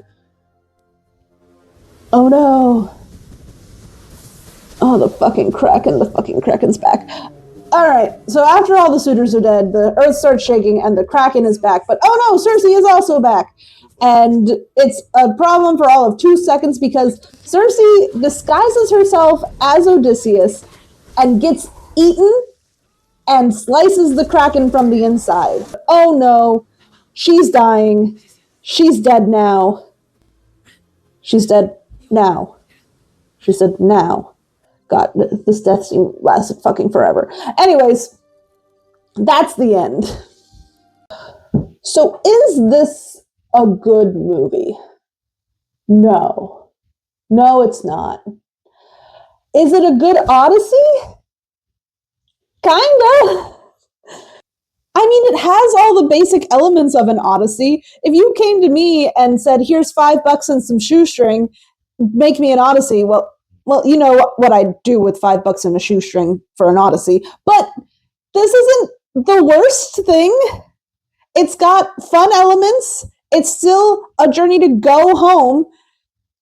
It condenses everything into one island, which is honestly fine. You don't need separate islands and to be on that tiny-ass boat the entire time. That's not necessary for the Odyssey. The only thing that's necessary is you have an Odysseus and he's trying to go home. And I mean, even the Odysseus has like 0.2 seconds of character conflict, which is more than you can say for some of the other adaptations. He's like, oh shit, I cheated on my wife. I took my crew into danger. And now I'm going to take them into even more danger. They could have stayed in paradise. What the fuck am I doing? So there's that. It's resolved in 2 seconds because Circe goes, no, you're a good man, Odysseus. Nothing you do is wrong, including kidnapping me. Would I recommend watching it?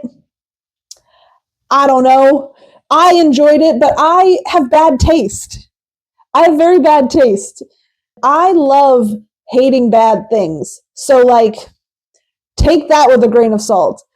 I enjoyed it, but that's just because I've got sting blindness. The Songs of Penelope by Claire North from 2022 to 2024. This is my favorite one. This is my favorite book. They are so good. They are so great. It's a good book. It is my fave.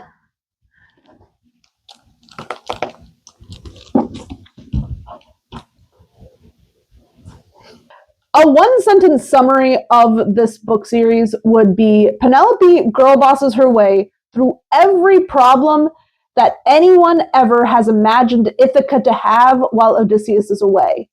Odysseus is not a major player until the final half of this last book, and by then Penelope has created a booming economy for a very small island that Ithaca is, raised a secret army of women that are trained by her contracted Amazon, fought off pirates hired by suitors with said army of secret women, has that suitor that's responsible expertly maneuvered into a place where he gets killed in front of everyone for something he did, solved a murder, bargained with Clytemnestra, betrayed Clytemnestra, treated with Menelaus, poisons Menelaus, expertly danced in the political climate of having hundreds of suitors wanting wealth and prestige, falls in love with one of those suitors maybe, but maybe only because he's the only one that's like, I was sent here against my will. I'm not really here to like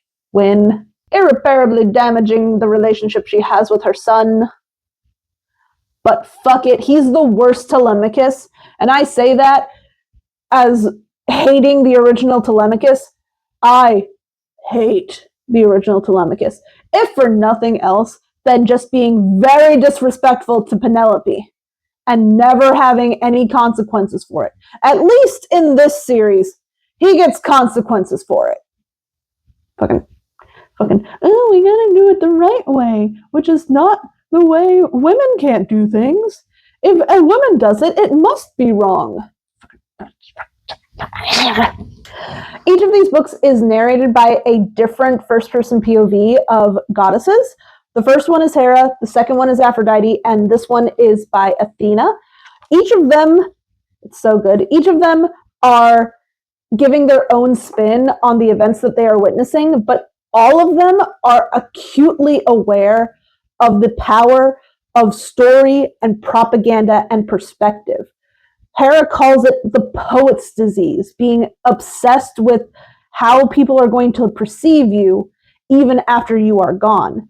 None more so than Athena, who firmly believes that her bid for true immortality, even though all the gods are immortal anyways, she's like, hey, one day we're not going to be worshipped anymore. I've seen this. And so my bid for true immortality, the way I'm actually going to be remembered and survived, is by creating the perfect story. And because I am very familiar with the society that I am worshipped in, I have to make the perfect story's protagonist this fucking guy. So Athena actually starts off this book by talking about Odysseus like a marketing strategist. She's going down the list. She's like, all right, so he did this, but it's probably going to come off this way. And so we're going to have to put this, this, and this in there. And we're going to interpret that as like a sign from the gods. And we're going to throw in this way. And they're going to say that I did this when I really did this. And that's okay because he's going to be a motherfucking hero. But this power of story is what causes a lot of the problems Penelope faces to begin with. The suitors all believe the story that Odysseus is a great king, and thusly believe that the kingdom of a great king has a lot of treasure. And despite what Penelope is telling them to their faces, hey, all of our treasure got spent up in the Trojan War, and we haven't been able to recover it, they are there for that treasure. They think if they get Penelope, she'll finally reveal all the secret treasures and they'll be rich and the king of a great kingdom. The deeds that are sung about and passed down are the great deeds of men doing heroic and violent things, and thusly those are the only deeds that matter. And even more thusly, anything a woman does is not going to be passed down and sung about, and thusly does not matter. Telemachus is one of the greatest victims of this in this story. He believes that his father is a great man and thusly does wild and reckless things to try to live up to that expectation. He believes his mother is wily and wicked for letting the suitors stay and for keeping secrets from him because he's the man and he should be enacting the changes that need to happen in Ithaca. He also, first and foremost, believes that glory needs to be achieved by violence and victory. And when he can have neither, he feels robbed. And crucially, because Penelope understands this power of story, it's what saves her in the end. She puts all of her chips behind the story of a great and powerful king returning out of the ether and reclaiming his throne to be so powerful that it will protect them from outside threats for generations to come. But most importantly, it protects her from Odysseus himself.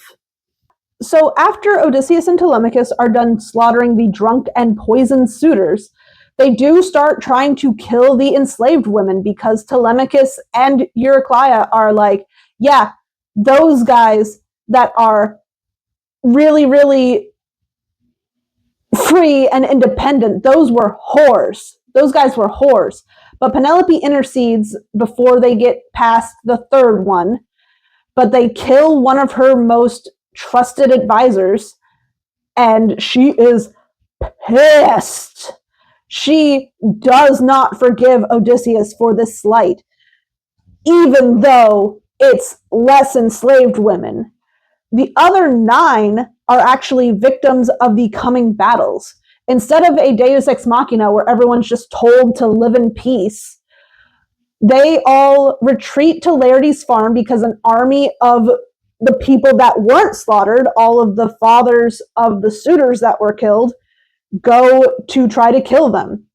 And over the coming days, they defend Laertes' farm, and a 9 other women are killed in that fight because they are protected by that secret army of women of Ithaca, which pisses the fuck out of Telemachus.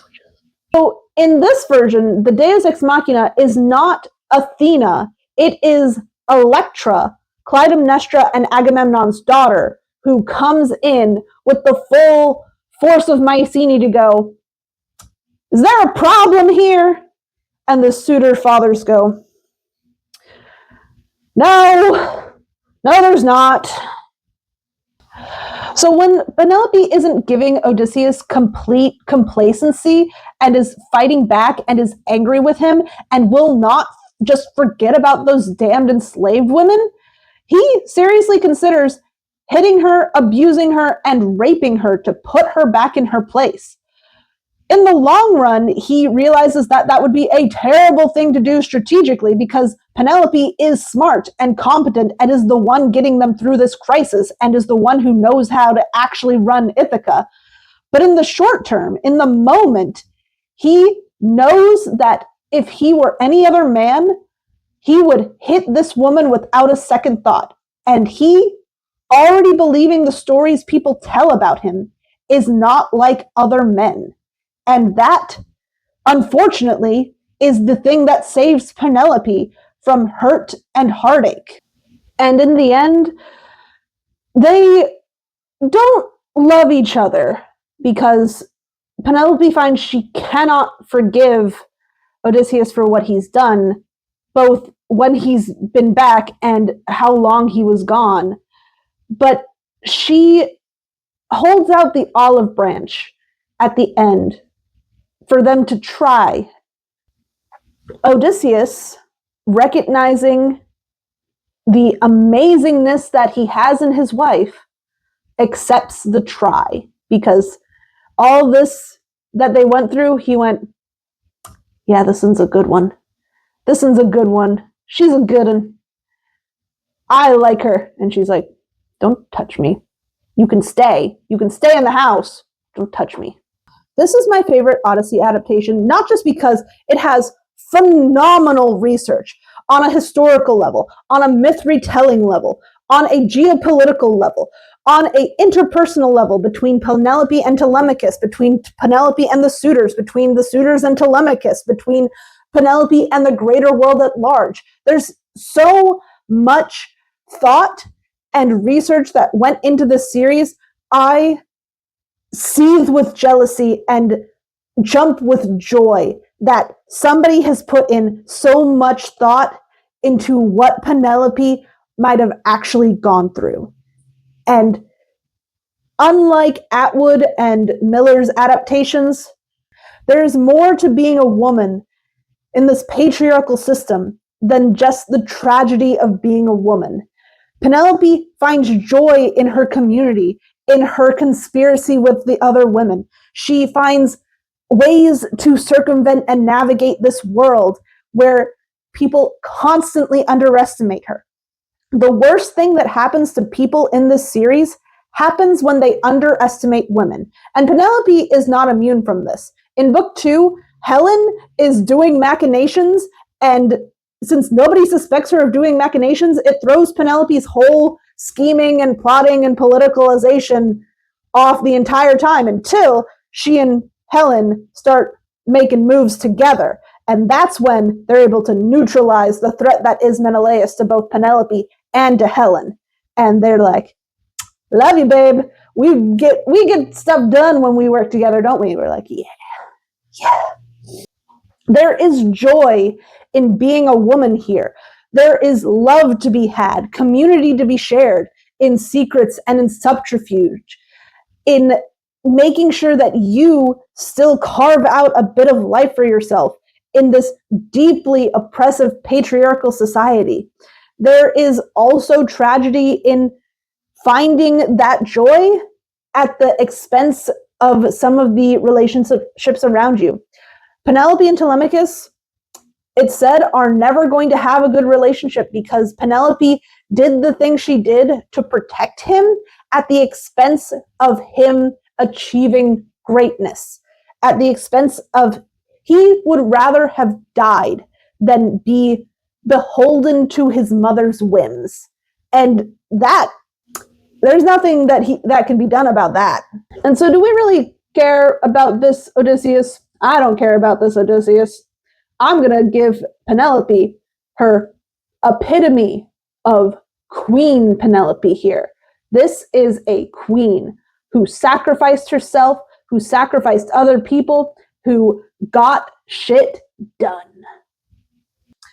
The Return, directed by Uberto Pasolini in 2024, starring Ralph Fiennes as our Odysseus. This adaptation is interested in asking questions of its narrative.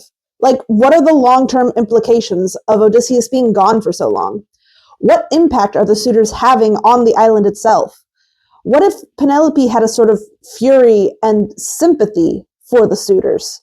But the most important question is, what if everyone hated Odysseus, including Odysseus? More than once, Odysseus is told to his face that it would have been better if he had died. Once, by Eumaeus, our number one diehard Odysseus fan. The Return focuses on Odysseus' return. So we start off 20 years after he's left, and the suitors are ravaging Ithaca. So we get a few shots of that, and then we are introduced to Ralph Fiennes' Odysseus. He is scraggly, emaciated, and our first shots of him are ass out, face down, on a craggy shore after a shipwreck. Whatever vessel he was on, it's never stated if it was the Phaeacians or not, is destroyed when the suitors catch it coming towards the shore. It seems like they're destroying any ship within striking distance so that they can eliminate competition. Despite how the other characters view him, we, the audience, are supposed to see this Odysseus in a sympathetic light.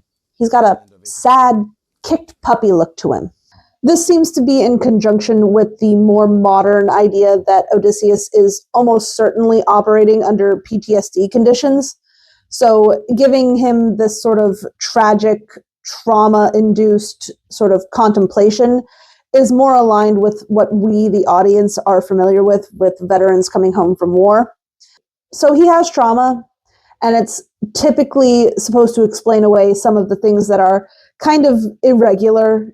Like, Odysseus has his goal, and whatever he does that doesn't align with his goal, you get to hand wave it away with, oh, he's got trauma, so he gets to murder women.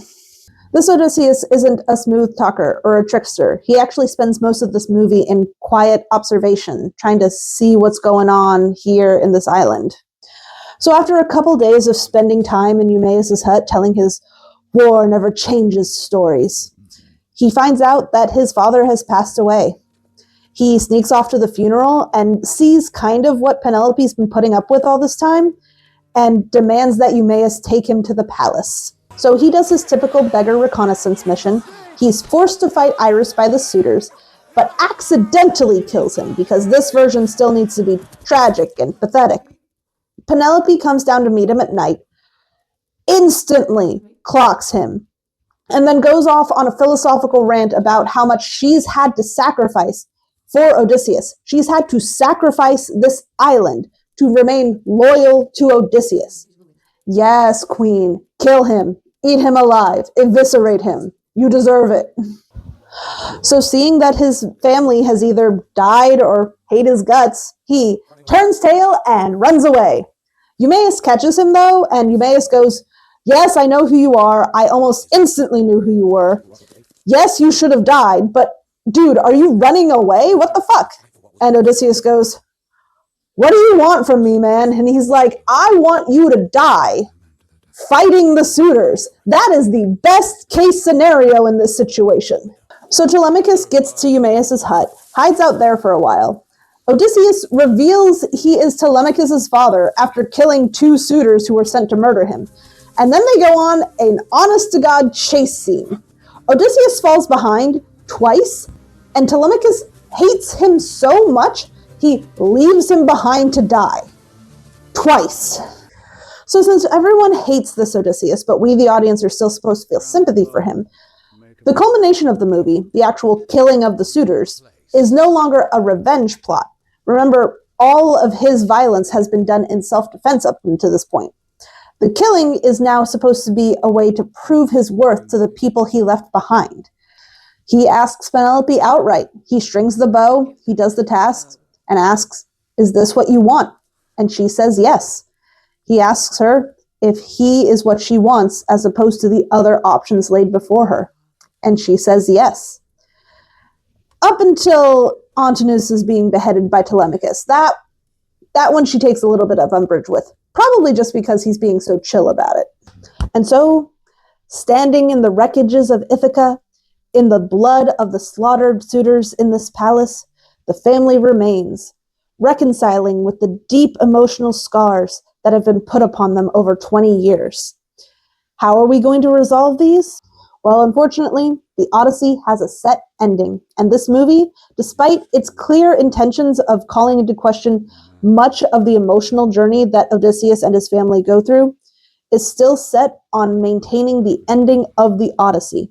So what if Penelope has issues with how he dealt with the suitors and is still really pissed at him for leaving? She still declares her undying love for him at the end.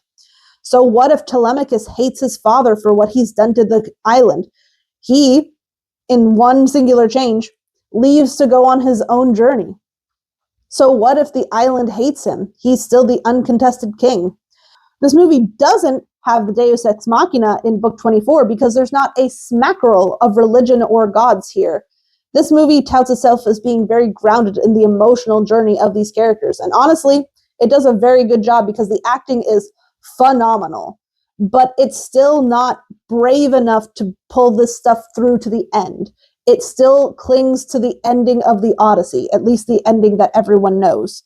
So it doesn't get to explore how these repercussions get to actually affect Odysseus.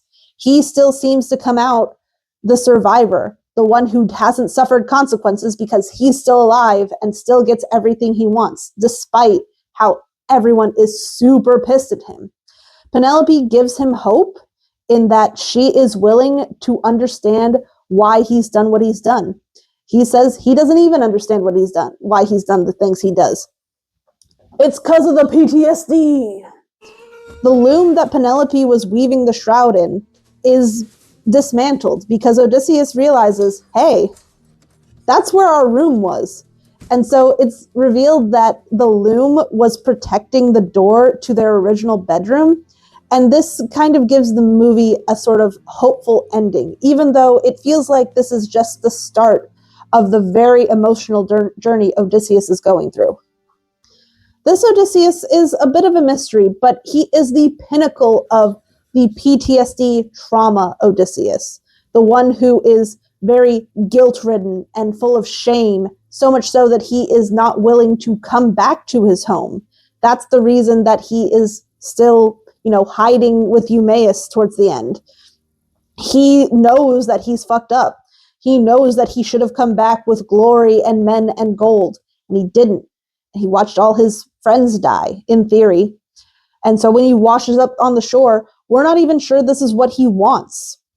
When Telemachus comes back from his search for Odysseus, he tells Penelope that he heard a rumor that Odysseus was alive, happy, with another woman on an island. Now, we don't know if that's true, and if it is true, we don't know what caused him to leave that island and get ass up on a beach. It seems that he is fueled by regret, shame, and doesn't believe that atonement is real. For most of the movie, he seems to be under the impression that he is not worthy of being redeemed, but maybe if people missed him and loved him, maybe that's enough. And he finds that, no, all the people who would have missed him are dead, and everyone still living hates the idea of him coming back. Hates the idea that he was gone so long, and now, when everything is beyond saving, decides to come back. But he is given hope. Eumaeus gives him hope that it is worth fighting for this island to atone for what he's done, and Penelope gives him hope that they will love again because she is willing to forgive and learn and understand him again. And maybe that's enough. Okay, Epic the Musical by Jorge Rivera Herrera in 2024. I like it, but the animatics are what make it great, okay? Okay, y'all gotta be cool about this one. This was billed to me as Hamilton but the Odyssey. And I can see it. I can see it. There are a few similarities, and we'll get to a few more. But that is very aspirational for this musical set. Hamilton is something I very much appreciate for its double entendre lyrics and its amazing consistency of themes. I gotta say, some of the lyrics in this musical are really clunky to me. And I think it gets better as he starts releasing songs, as he keeps releasing songs, but some of the lyrics are clunky to me. I'm sorry.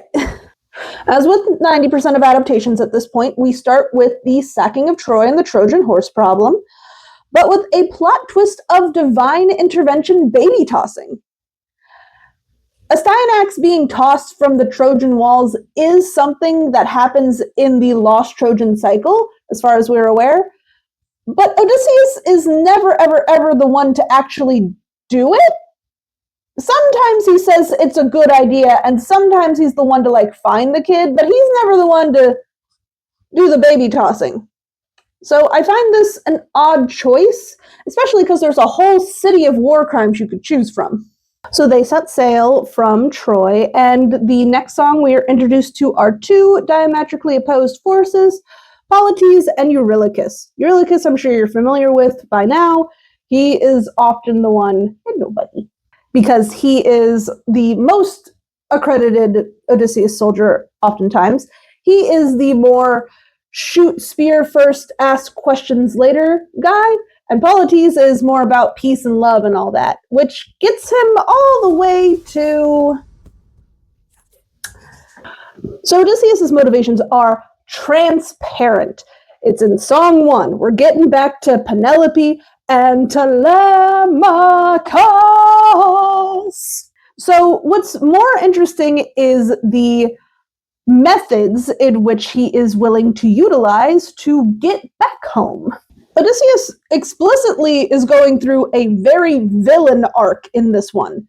He is regressing more and more to a very violent, efficient mindset due to mostly isolation. It seems that he loses the relationship he has with Athena because he spares Polyphemus' life.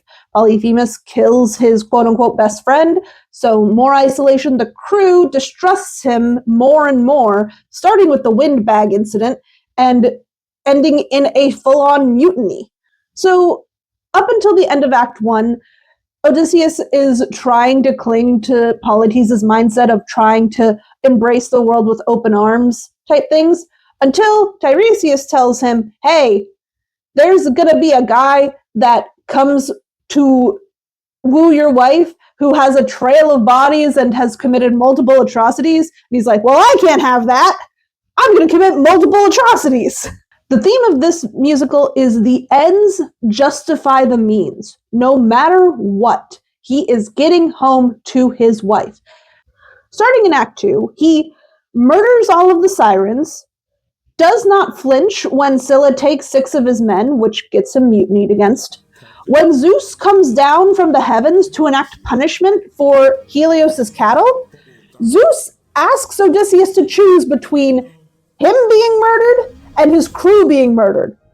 And he chooses his crew! After that, he tortures Poseidon. And then, on top of that, all the other canon atrocities he does.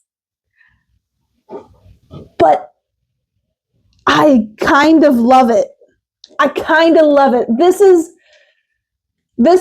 committing to the bit. This is committing to the villain arc of Odysseus. Finally, a problematic fave. Hollywood, take notes. All you have to do is make him really charming, and he can get away with so much stuff. Yeah, I know.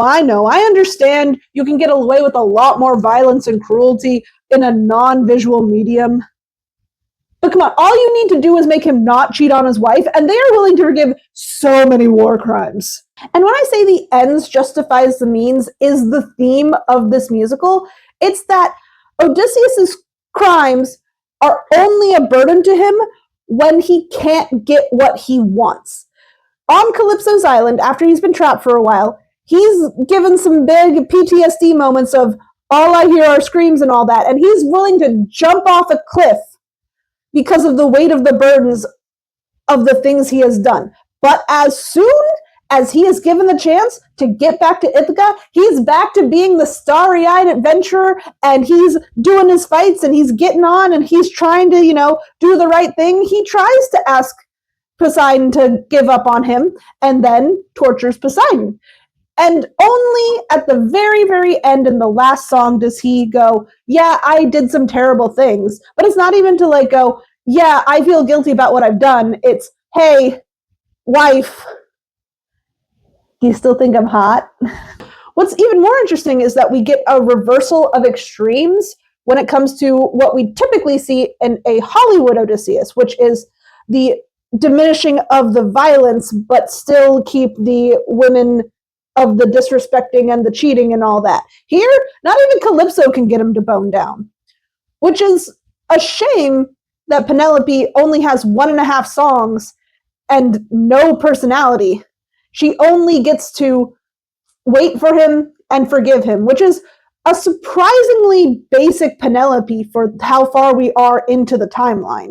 It doesn't matter how he loves her. It doesn't matter why he loves her. It matters that he does, and that she loves him back, supposedly, and that she is willing to forgive him. This love and this forgiveness is valued over everything. It's valued more than glory. It's valued more than justice. It's valued more than friendship or power. It's valued more than the lives of his best friends. And when she forgives him in the end, it makes it all worth it. I hate the last line of this musical. It's so sickly sweet. More cat hair.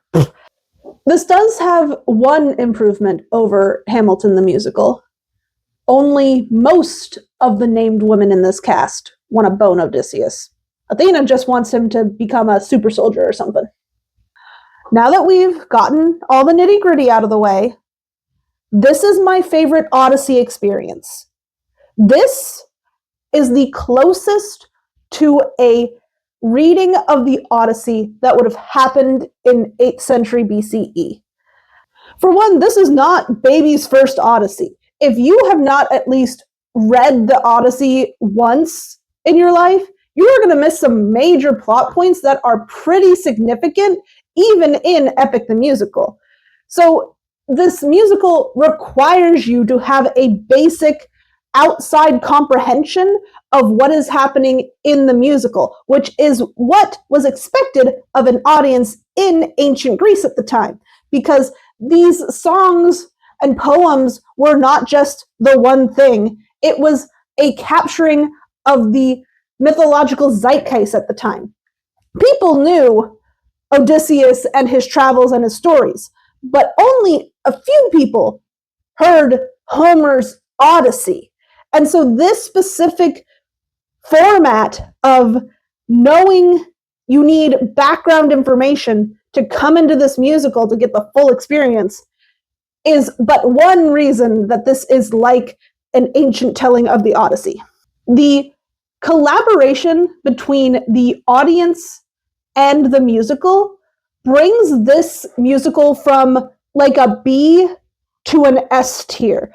This musical has a amazing, dedicated animation fandom. When you go onto youtube.com, you are going to find hundreds of animatics of these songs. And the things that these animatics add to this musical are truly transformative. Rivera Herrera did not release all of the songs at once. He released them like 4 to 6 songs at a time. So you can clearly see a vast improvement as he is going along, and he is getting feedback from his audience. And this sort of feedback loop creates a thing that is more than the musical itself. Epic the Musical to me is more of an experience of human collaboration. I know that sounds corny and hyperbolic, but that's what it means to me. Look at these animatics. Look at the Cyclops. That is an amazing interpretation of a Cyclops. Look at these god designs. There's this guy whose YouTube handle is Mr. Gameron, who did 2 full-on animations of 2 of the penultimate songs of Epic the Musical, Odysseus and I Can't Help But Wonder. And in this, he does this sort of puppet motif. Everyone here is puppets, which at first I didn't like. I think puppets are creepy. And the jankiness of the movement, while reminiscent of the puppets, I didn't jive with. Until Athena pops up at the end of the second song, and she's a full-on human. Like, fuck, that's so good. That's so good. Making the humans the puppets and the gods the little puppeteers. Fuck, that's so good. Yeah. My favorite animator is Neil Illustrator for very personal reasons. A lot of the fandom likes to draw the singers as the characters they're singing. So this is what Odysseus looks like oftentimes, and this is how Neil Illustrator draws it. And this is actually like a 40-year-old man trying to get home, not Odysseus. So it's very personal. Everyone does a fucking phenomenal job. Every time I watch an animatic, there is an illusion that is lost in the musical itself. There is transformative differences that each animator brings to this collaborative group project. And so when I heard about the animated Epic the Musical, I can't say I was too thrilled. Because the idea of having a canon Epic the Musical design kind of takes away from the meta of why I specifically like Epic the Musical. All I can hope for is that they get to do a little bit of a redo of some of the earlier songs, and maybe not make Odysseus a tenor. Make him a baritone. Make him a bass. That'd be awesome. I'd love bass Odysseus. Hades 2, published by Supergiant in 2025. This is the reason we're all here today. Not the direct reason, but because I played so much of Hades, it revived my love of Greek mythology, made me go to all the Greek myth podcasts and start listening to them, and that is how I found out that Nolan was making an Odyssey, and I went, So if you need to vent frustrations to anybody, do it on the Steam page. Don't do it here. No, don't do that. Don't do that. Hades 2 is a rogue-like RPG where you play as an obscure goddess named Molenoe, who is sometimes the daughter of Hades. It's too complicated, we don't have time to get into it. Kronos, like he does every time he pops up in a piece of media, breaks out of Tartarus and is trying to take over Olympus and is freezing up everybody he can. So you, as Molenoe, have to travel to the underworld to beat up your granddad to free the rest of your family. I started playing this game long before I started this project, and so when I saw Odysseus right across from my future wife, I went, well, that's weird. Why is Odysseus...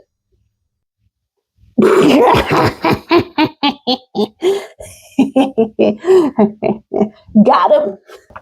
Which fetish aside, there's very thematic reasons why Odysseus is here. Molenoe is on an odyssey of her own. She's trying to get back to her home, the underworld. She just needs to beat the shit out of her grandfather to do it. Odysseus has gone on his journey. He's done all his deeds and gone on all his adventures, and he has since died and has been recruited to be the general of this ghost army by Hecate, the goddess of magic.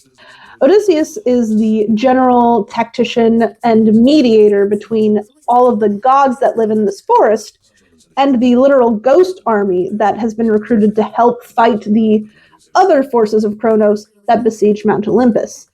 This is exemplified by him giving offerings of ashes and bones, which are currencies that help with other parts of the game, like leveling up and casting spells and such.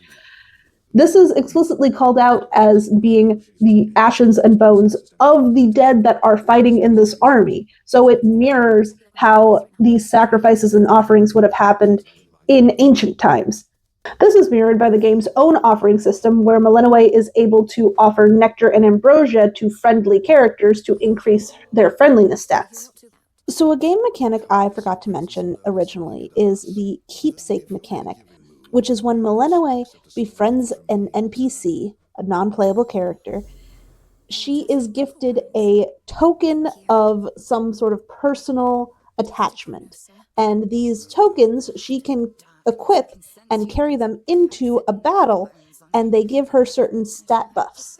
Odysseus's keepsake is a bag of knuckle bones. Now, I'm not able to find any specific reference to Odysseus being significantly tied to knuckle bones specifically, but knuckle bones were generally associated with sailors at the time, so I believe that's where this reference is coming from. Now, the knucklebone buff is actually related to fighting the mini bosses. This is actually where Polyphemus and Scylla come in. When you come into fighting one of the mini bosses, the knucklebones actually take away a significant amount of health from the mini bosses. They start off taking away about 5% of the health, and once you level it up, you can take away 25% of the health, meaning that you are fighting the monsters at 75% capacity, which I find very Odysseus. It's basically a cheat. I use the knucklebones so much, and it's actually important that you bring the knucklebones to these monsters to significantly move on the quest lines. Despite his facade of quippiness and calm advisory role, Odysseus admits after a while that he is dissatisfied with some aspects of his afterlife. He's lingering in the past. In some of the aspects of the past he finds unresolved. He has explicitly stated that he and Penelope are not on speaking terms at the moment. She is still in the underworld and he is here. And I suspect that it is explicitly because it's never explicitly said, but I think him taking this job to run an army might have something to do with the fact that we don't see Penelope. She might be a little miffed that he went off to do yet another adventure. That's my thought. Never explicitly stated as far as I know, but dialogue is randomly generated, so who knows? In keeping with the theme that this game is another Odyssey, we have other major characters from the Odyssey show up along the runs that you have to do to fight the bad guys. You have Scylla, you have Polyphemus, who are both major monsters that you have to fight, and you have Circe, who is a major ally you find along the path. All of these have interest in speaking with Odysseus again, and Odysseus' side quest, and you get a lot of those from the major characters, is to facilitate meetings with all three of these characters. Polyphemus and Circe are pretty straightforward. Odysseus seems to want to know if the way that he left off is the correct kind of feeling he should have. With Circe, he's like, yeah, I've always had mixed feelings about leaving you, but it was never meant to be, and I'm sorry I hurt you. And that's his message to her. Polyphemus, he's like, okay, yeah, you were always a bastard, fuck you. But with Scylla, he goes, you know, I have lied to myself for most of my life and my afterlife. I have just wanted to hear you sing one more time for centuries now. And now that I've recognized that in myself, I'm going to get the opportunity to do so, which I find very interesting. It's a twist. It's a twist on Odysseus the liar, because he is mostly lying to other people, but he most importantly is lying to himself. He allowed the social expectations or the social pressure of what he needed to do outweigh what he actually wanted, which was to hear the siren sing again. And after this whole segment, he does. The first time you go down to fight Scylla after this side quest is done, he is in the fucking audience, which boiled my blood a little bit, but it makes sense. It's a twist on Odysseus the liar. And I think that's fascinating. And something I want to bring up here is that this Odysseus could easily be a reflection of the Odysseus that Margaret Atwood portrays in the Penelopeniad. And the Penelope in Atwood's rendition are trapped in the underworld, separated from Odysseus. Now, Hades 2 Penelope seems to be making the conscious choice to be separated from Odysseus, but Odysseus did run off from the underworld to do yet another adventure. So we could see why maybe that Odysseus in the Penelopeniad gets away with all his shit. This one is very charming. It's very easy to see why he gets away with all the harm that he has caused all these people. Not only is he respected by goddesses, he is very clever and polite. He's very polite and courteous, which kind of masks both his more nefarious nature and the true emotions that are roiling inside of him. So with this Odysseus, we can see what might have happened if the Penelopeniad Odysseus actually self-reflected and actually grew. This Odysseus in Hades 2 is, at the end, still away doing his adventure, but once he has self-reflected and realized that this is the outcomes that were necessary to get him to where he is, he and Penelope are on much more understandable grounds. They are not permanently parted, but they have an understanding on where each other stands. And it's easier to say that this Odysseus is allowed to be more complex because he has more screen time, but this Odysseus is kinder than the one in the Penelopeniad. We have this Odysseus who, due to his circumstances, is allowed to grow and account for what he's done. Not just in a positive way, in a kind of negative way. He still obsesses over Scylla and the Sirens, which is not a total overcoming of character flaws, but it is a self-actualization that allows for both him and Penelope to be on more equal footing. And so when he goes off to talk to her, they're still kind of in the same space, but there is allowance for compromise. It's not until after he has made these resolutions with these other characters that Melinoe is able to convince him to go visit his wife. And he seems all the better for it. This one is great. There are so many little details about how Supergiant completely understands their source material. Like, Odysseus is really into carpentry here. He's really into food and drink. He loves to just talk to people. You'll see him talking to everyone and hey, have I told you about my horse? Have I told you about what I did? Because I love telling the story. I love telling stories. I love telling stories and I love being praised. And everyone's like, all right, yeah, that's Odysseus. There's also a Odysseus fanboy in the camp. His name is Moros. The embodiment of Doom himself is just fanboying over Odysseus, and he loves it. He loves that shit. And he's very good at, being presentable. And he might be having a fling with Hecate, which is a little uncomfortable knowing the ending, but he doesn't know. He doesn't know. Shh. Nobody needs to know. And pour one out for all of the adaptations I know about but couldn't find. A lot of these are plays, like The Bow of Odysseus, a 1913 play by Hauptmann, the Odysseus, a criminal play by Ransmeyer, and The Birth of Odysseus from 1930, which is another play. A lot of these still exist, but they do not have easily available English translations. There was The Penelope, which is a French movie from 2009 that I could not, for the life of me, find a DVD for. Even Amazon didn't have a DVD for this one.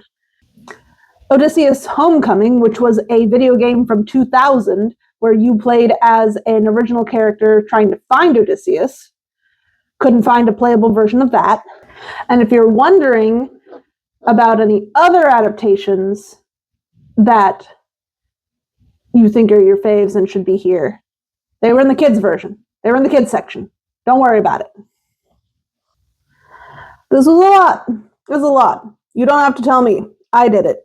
This whole thing has been over a year of research in the making, 2 months of filming, and we have hit the end, at least of what I can film at this very moment. I'm actually 15 minutes out from going to see the Nolan Odyssey, but before I leave, I want to cinch everything up.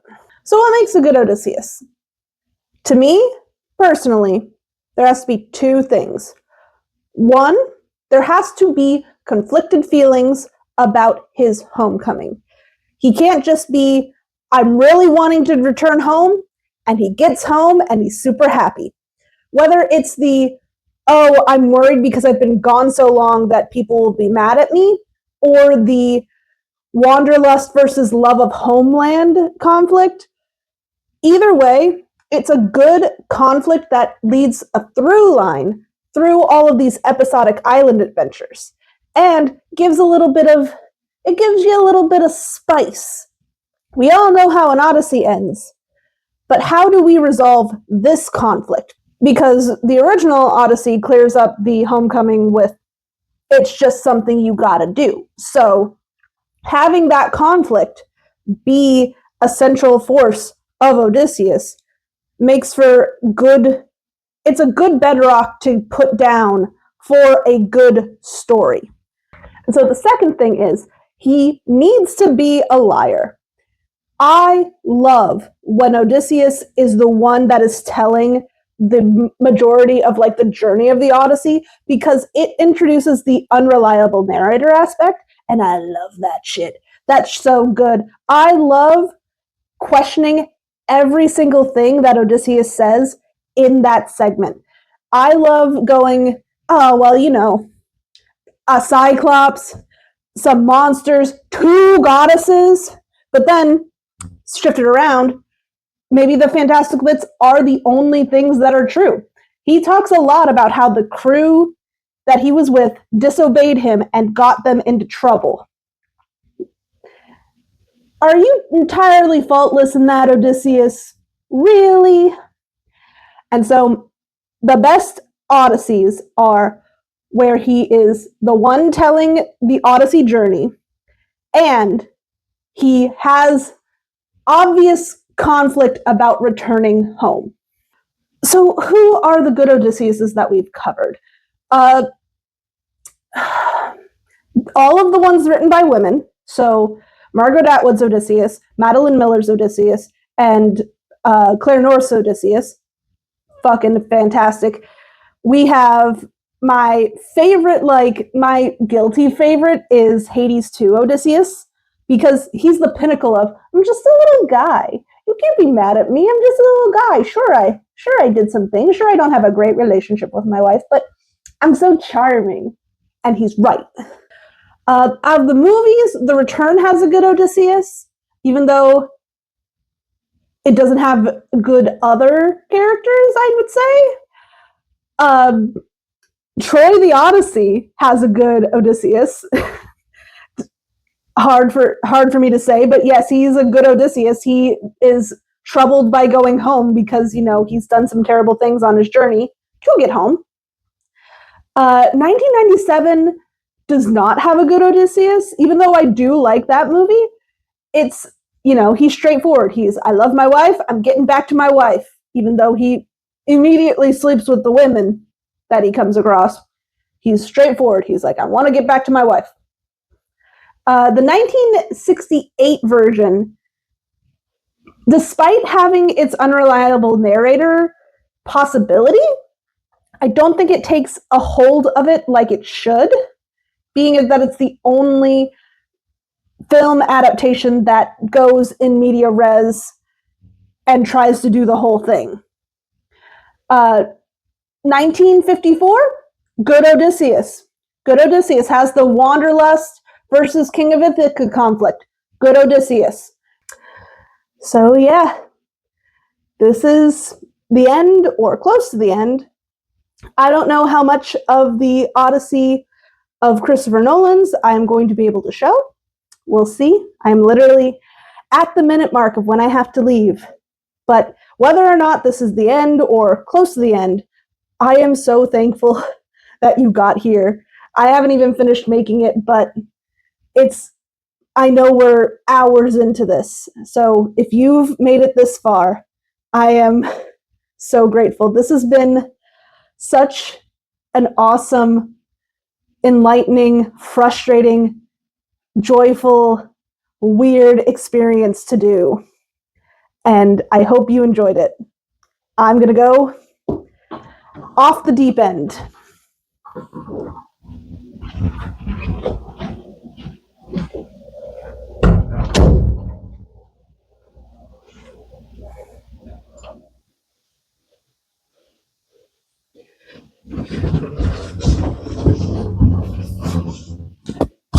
It's all connected. It's all connected. Holy shit. Okay, full disclosure, that was filmed a week ago. I've seen it twice now, and now I'm ready, I think, to give some of my thoughts on this. We're gonna try to keep it focused on Odysseus. Okay? Okay. I can't believe how relevant all of this was. The amnesia, the mutiny, the geopolitical power struggles, the sea people. I filmed that section months ago. I can't believe I filmed an entire segment on how outdated and foreign sounding Xenia felt, for it to then be integrated into this film as the integral downfall of civilization. Because, yes, the fangirl in me goes, well, they didn't have that kind of armor, and the axes were actually axes that had holes in the middle, and they have those on the fucking walls that they take it down during the sewer scene. Why did they not just use those axes? But in the end, it doesn't really matter if they shoot through 12 axes or 5 gold rings or through 12 axe heads, or if the people are wearing pants or not, although it does bother me that they are wearing pants. Why does Telemachus look like a fancy English lad? In the end, all of it is anachronistic. So it's just about truly what the film invokes in its audience. I say that to myself every time I watch one of these movies. As long as it makes you feel connected to the story, all that stuff is just set dressing. So we're going to split the difference, and I'm going to talk about Odysseus like we have been, but I'm going to do it in relationship with all of the other adaptations, and hopefully I get to get all this out of me. I'm going to list all of the similarities that I saw from this Odyssey to all the other Odysseys that we've come across so far, and sprinkle in some little goodies for myself. The amnesia, pulled directly from 1954's Ulysses, where he is about to marry Nausicaa, and as soon as he's about to, he has flashbacks and isn't telling his story, is simply remembering what he has forgotten. Here, he's telling his tale specifically to Calypso as he is remembering this. Calypso giving him the lotus to forget his past. This is from Troy the Odyssey, the Sharknado version, where Calypso is just wanting to have a husband and is giving him lotus so that he remains on her island forever. I was really afraid that in this version, Odysseus was going to hit Calypso. He seemed really mad. But I think that's just a testament to how well acted this movie is, even if sometimes I don't think it's well scripted. The pillow talk scene where Odysseus and Penelope are discussing their futures and how they're going to handle if Odysseus doesn't return is directly from the 1997 miniseries, where they are doing the exact same conversation in the exact same circumstances, where they're both on the bed and Telemachus is like a few feet away from them. I really liked the glimpses that we got of Odysseus and Penelope's relationship. I do not doubt that they love each other, but more so than any other adaptation we've seen, I know that they respect each other, and especially Odysseus respects Penelope. Even with Agamemnon's warning, he has no doubt about what's going on with Penelope. As soon as she announces what the suitors were going to be doing, he knows exactly how she is helping him, even though she doesn't mention the bow originally. He knows more than Telemachus. So I like that. I like that they respect each other. The gods help those who help themselves is again a direct quote from the 1997 miniseries. I know it's a tweak on the modern Christian saying, but it just shows that these two adaptations share a complete disdain for the idea of the Greek gods. This one just ratchets it up to 11. Odysseus is the most atheistic I've seen of him, even though he is having explicit visions of Athena. All of the people who he meets along the way, like physical, tangential people, are no longer gods. So Calypso and Circe are just regular humans. One of them has the magic powers still, but they're still humans. And Odysseus has a complete apathy, a complete disillusionment of the idea of gods. When, even in the fantastical elements, when they are on the ship, Eurylochus, the moments before the ship is about to be struck by lightning, begs Odysseus to pray for Poseidon's forgiveness, and he simply refuses to. There are a few ways you can take this. Either he is so fed up with his crew not listening to him that he's just like, I don't know why I need to beg forgiveness. You're the guys who ate the cattle. I didn't eat the cattle. Or he just doesn't believe that anything is going to change. The mutiny happening, specifically because of what happened with Scylla, is from Epic the Musical. I wish that art movies were able to be genre movies, if that makes sense. This movie is trying to tell the story of the Odyssey, and it's trying to tell a serious and poignant story. And for some reason, that means that it can't be fun or pretty or colorful. It has to be serious. I just wish genre films were actually considered art. But no, directors make art, and genre movies aren't art. And honestly, I don't think you can have a good Odyssey without a little bit of camp. And all of this movie's camp was pushed into Robert Pattinson. So it's only a good movie when he's on screen. No, that's not true.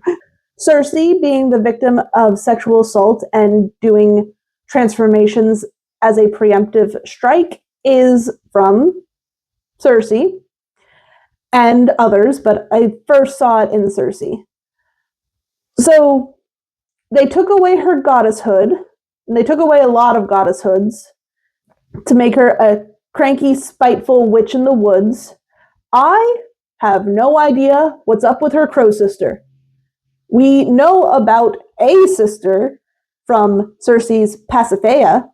She gave birth to the Minotaur, but I don't know why she would be here and she would be a crow. I don't know what's up with that. The idea that he is an honorable man is... The idea that he's strumming his bow as an honor, as a courtesy to his foes, is interesting. Although when he did originally say it in the beginning, I went, oh man, another honorable Odysseus. Ugh. So, like the criteria I stated in my conclusion, this is at least a halfway decent Odysseus in that he is very conflicted about going home because he is afraid to see all of the damage he's caused. But despite the idea that we are still in media res and he is telling his story, the idea that he is reliving this and telling Calypso as he's remembering removes a lot of the liar unreliability of Odysseus. And honestly, this Odysseus has a lot of bite taken out of him, even more so than the 1997 version. Here, he's not even a serial cheater. There's no temptations with Circe, and with Calypso, well, he didn't remember he had a wife, so is it really cheating? His struggle with guilt of his role in Troy and what has happened to his crew is masterfully done, but it is the most common interpretation of film Odysseus you can find. Hell, even Sharknado's version has that going for him. I'll say it once, and I'll say it again. Feeling guilty for his war crimes is the least controversial take you can give an Odysseus. And the idea of breaking Xenia, which here is Zeus's law, which really has been diluted into treat others the way you want to be treated, which I believe is called the Golden Rule?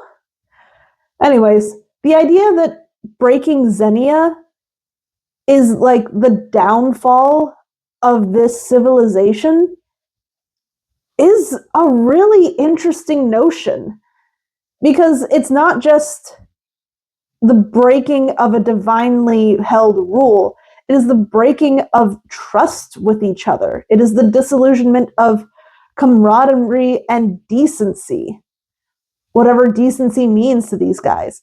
It's fascinating. It is genuinely a good take on what Xenia and what this Trojan War means.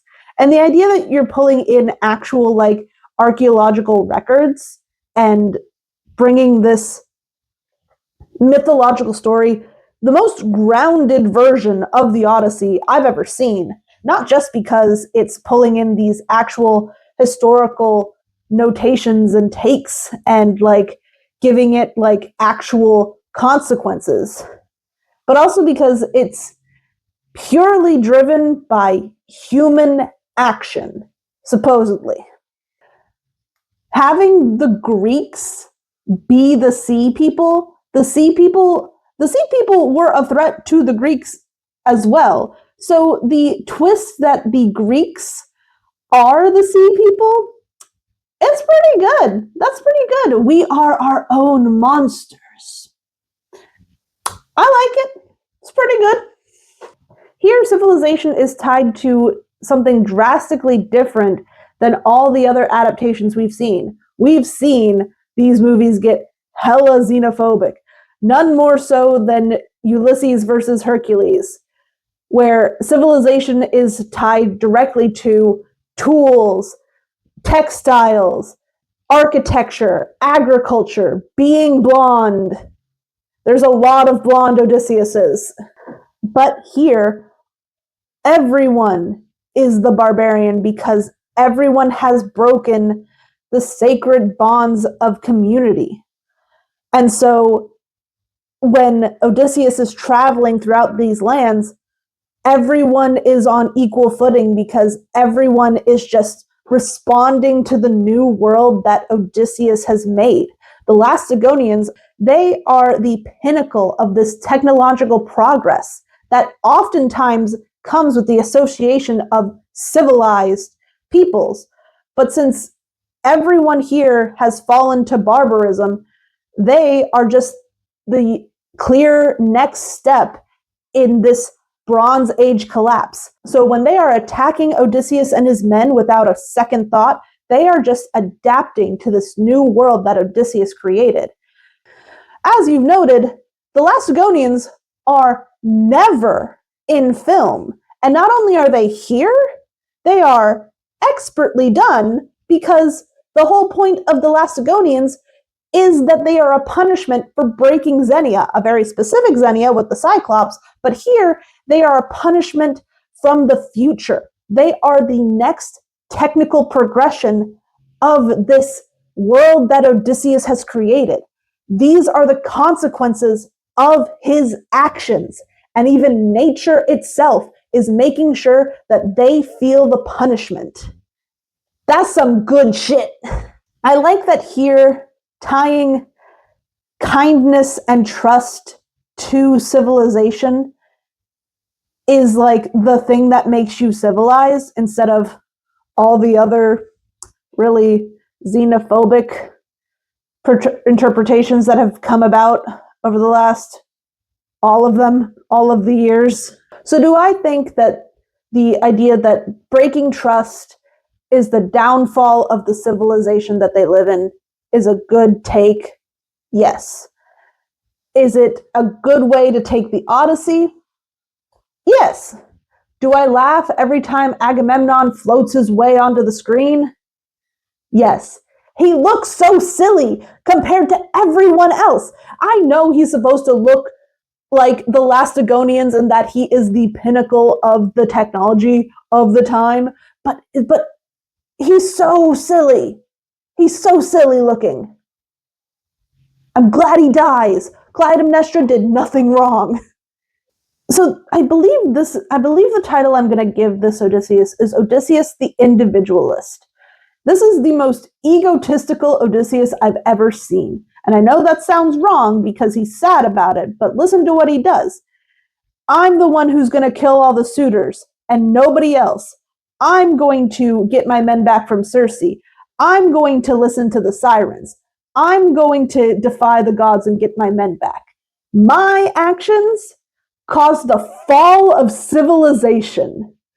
Not fighting in the Trojan army, not any of the other people in those armies, not Agamemnon, not any of the people who made it home.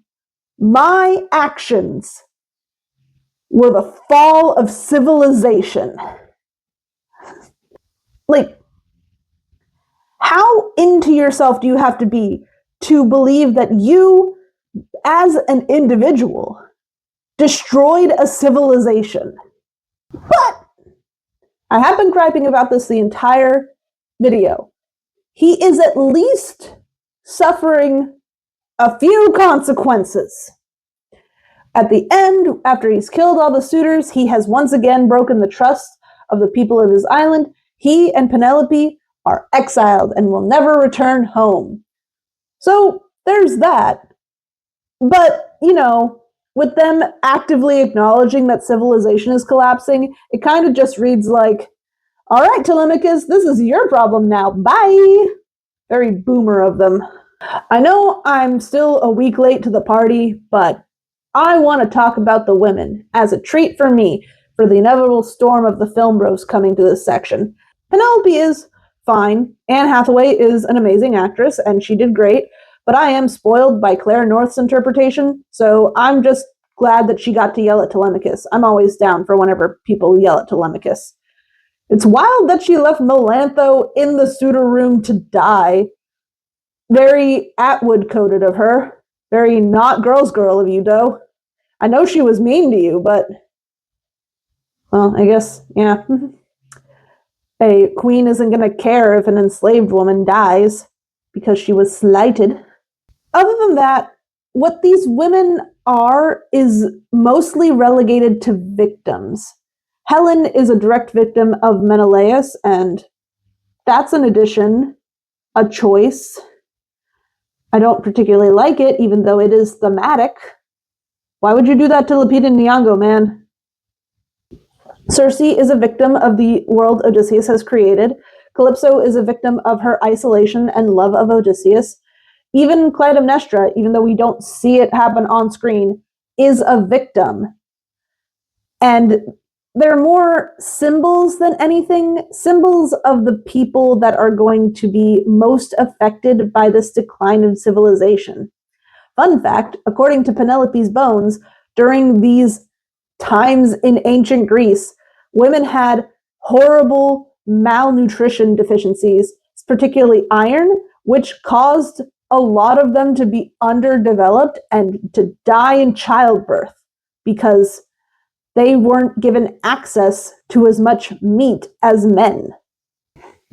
Put that in your fucking Odyssey, Nolan. Put the malnutrition of the women who died in childbirth in your Odyssey, Nolan. I think I will think about this Athena until the day I die. The reveal that the Athena that we've been seeing throughout the movie is personification of a woman that Odysseus saw directly killed at Troy is so fucking good. It is an amazing, transformative interpretation of Athena.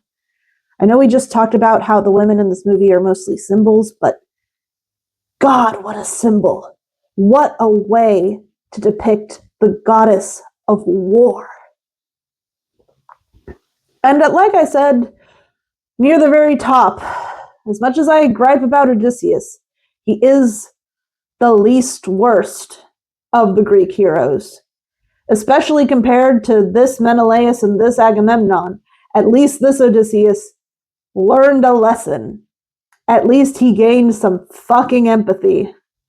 And at least he was able to recognize that he needed to leave to make sure that he atoned for what he did.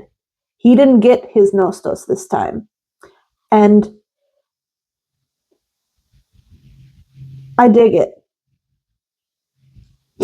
Sometimes you don't get to go home. So, that's all the Odysseus's. That's all I got. Again, thank you so much for joining me on this. I've been video editing now at this point. It has been 6 hours, from what I understand. You are 6 hours in to a video about a silly Greek poem that has been reinvented over and over and over again. And there's always something new, something interesting, something weird to glean from all of these interpretations. And there's always something poignant to find in these interpretations, even when they're just silly Sharknado inventions.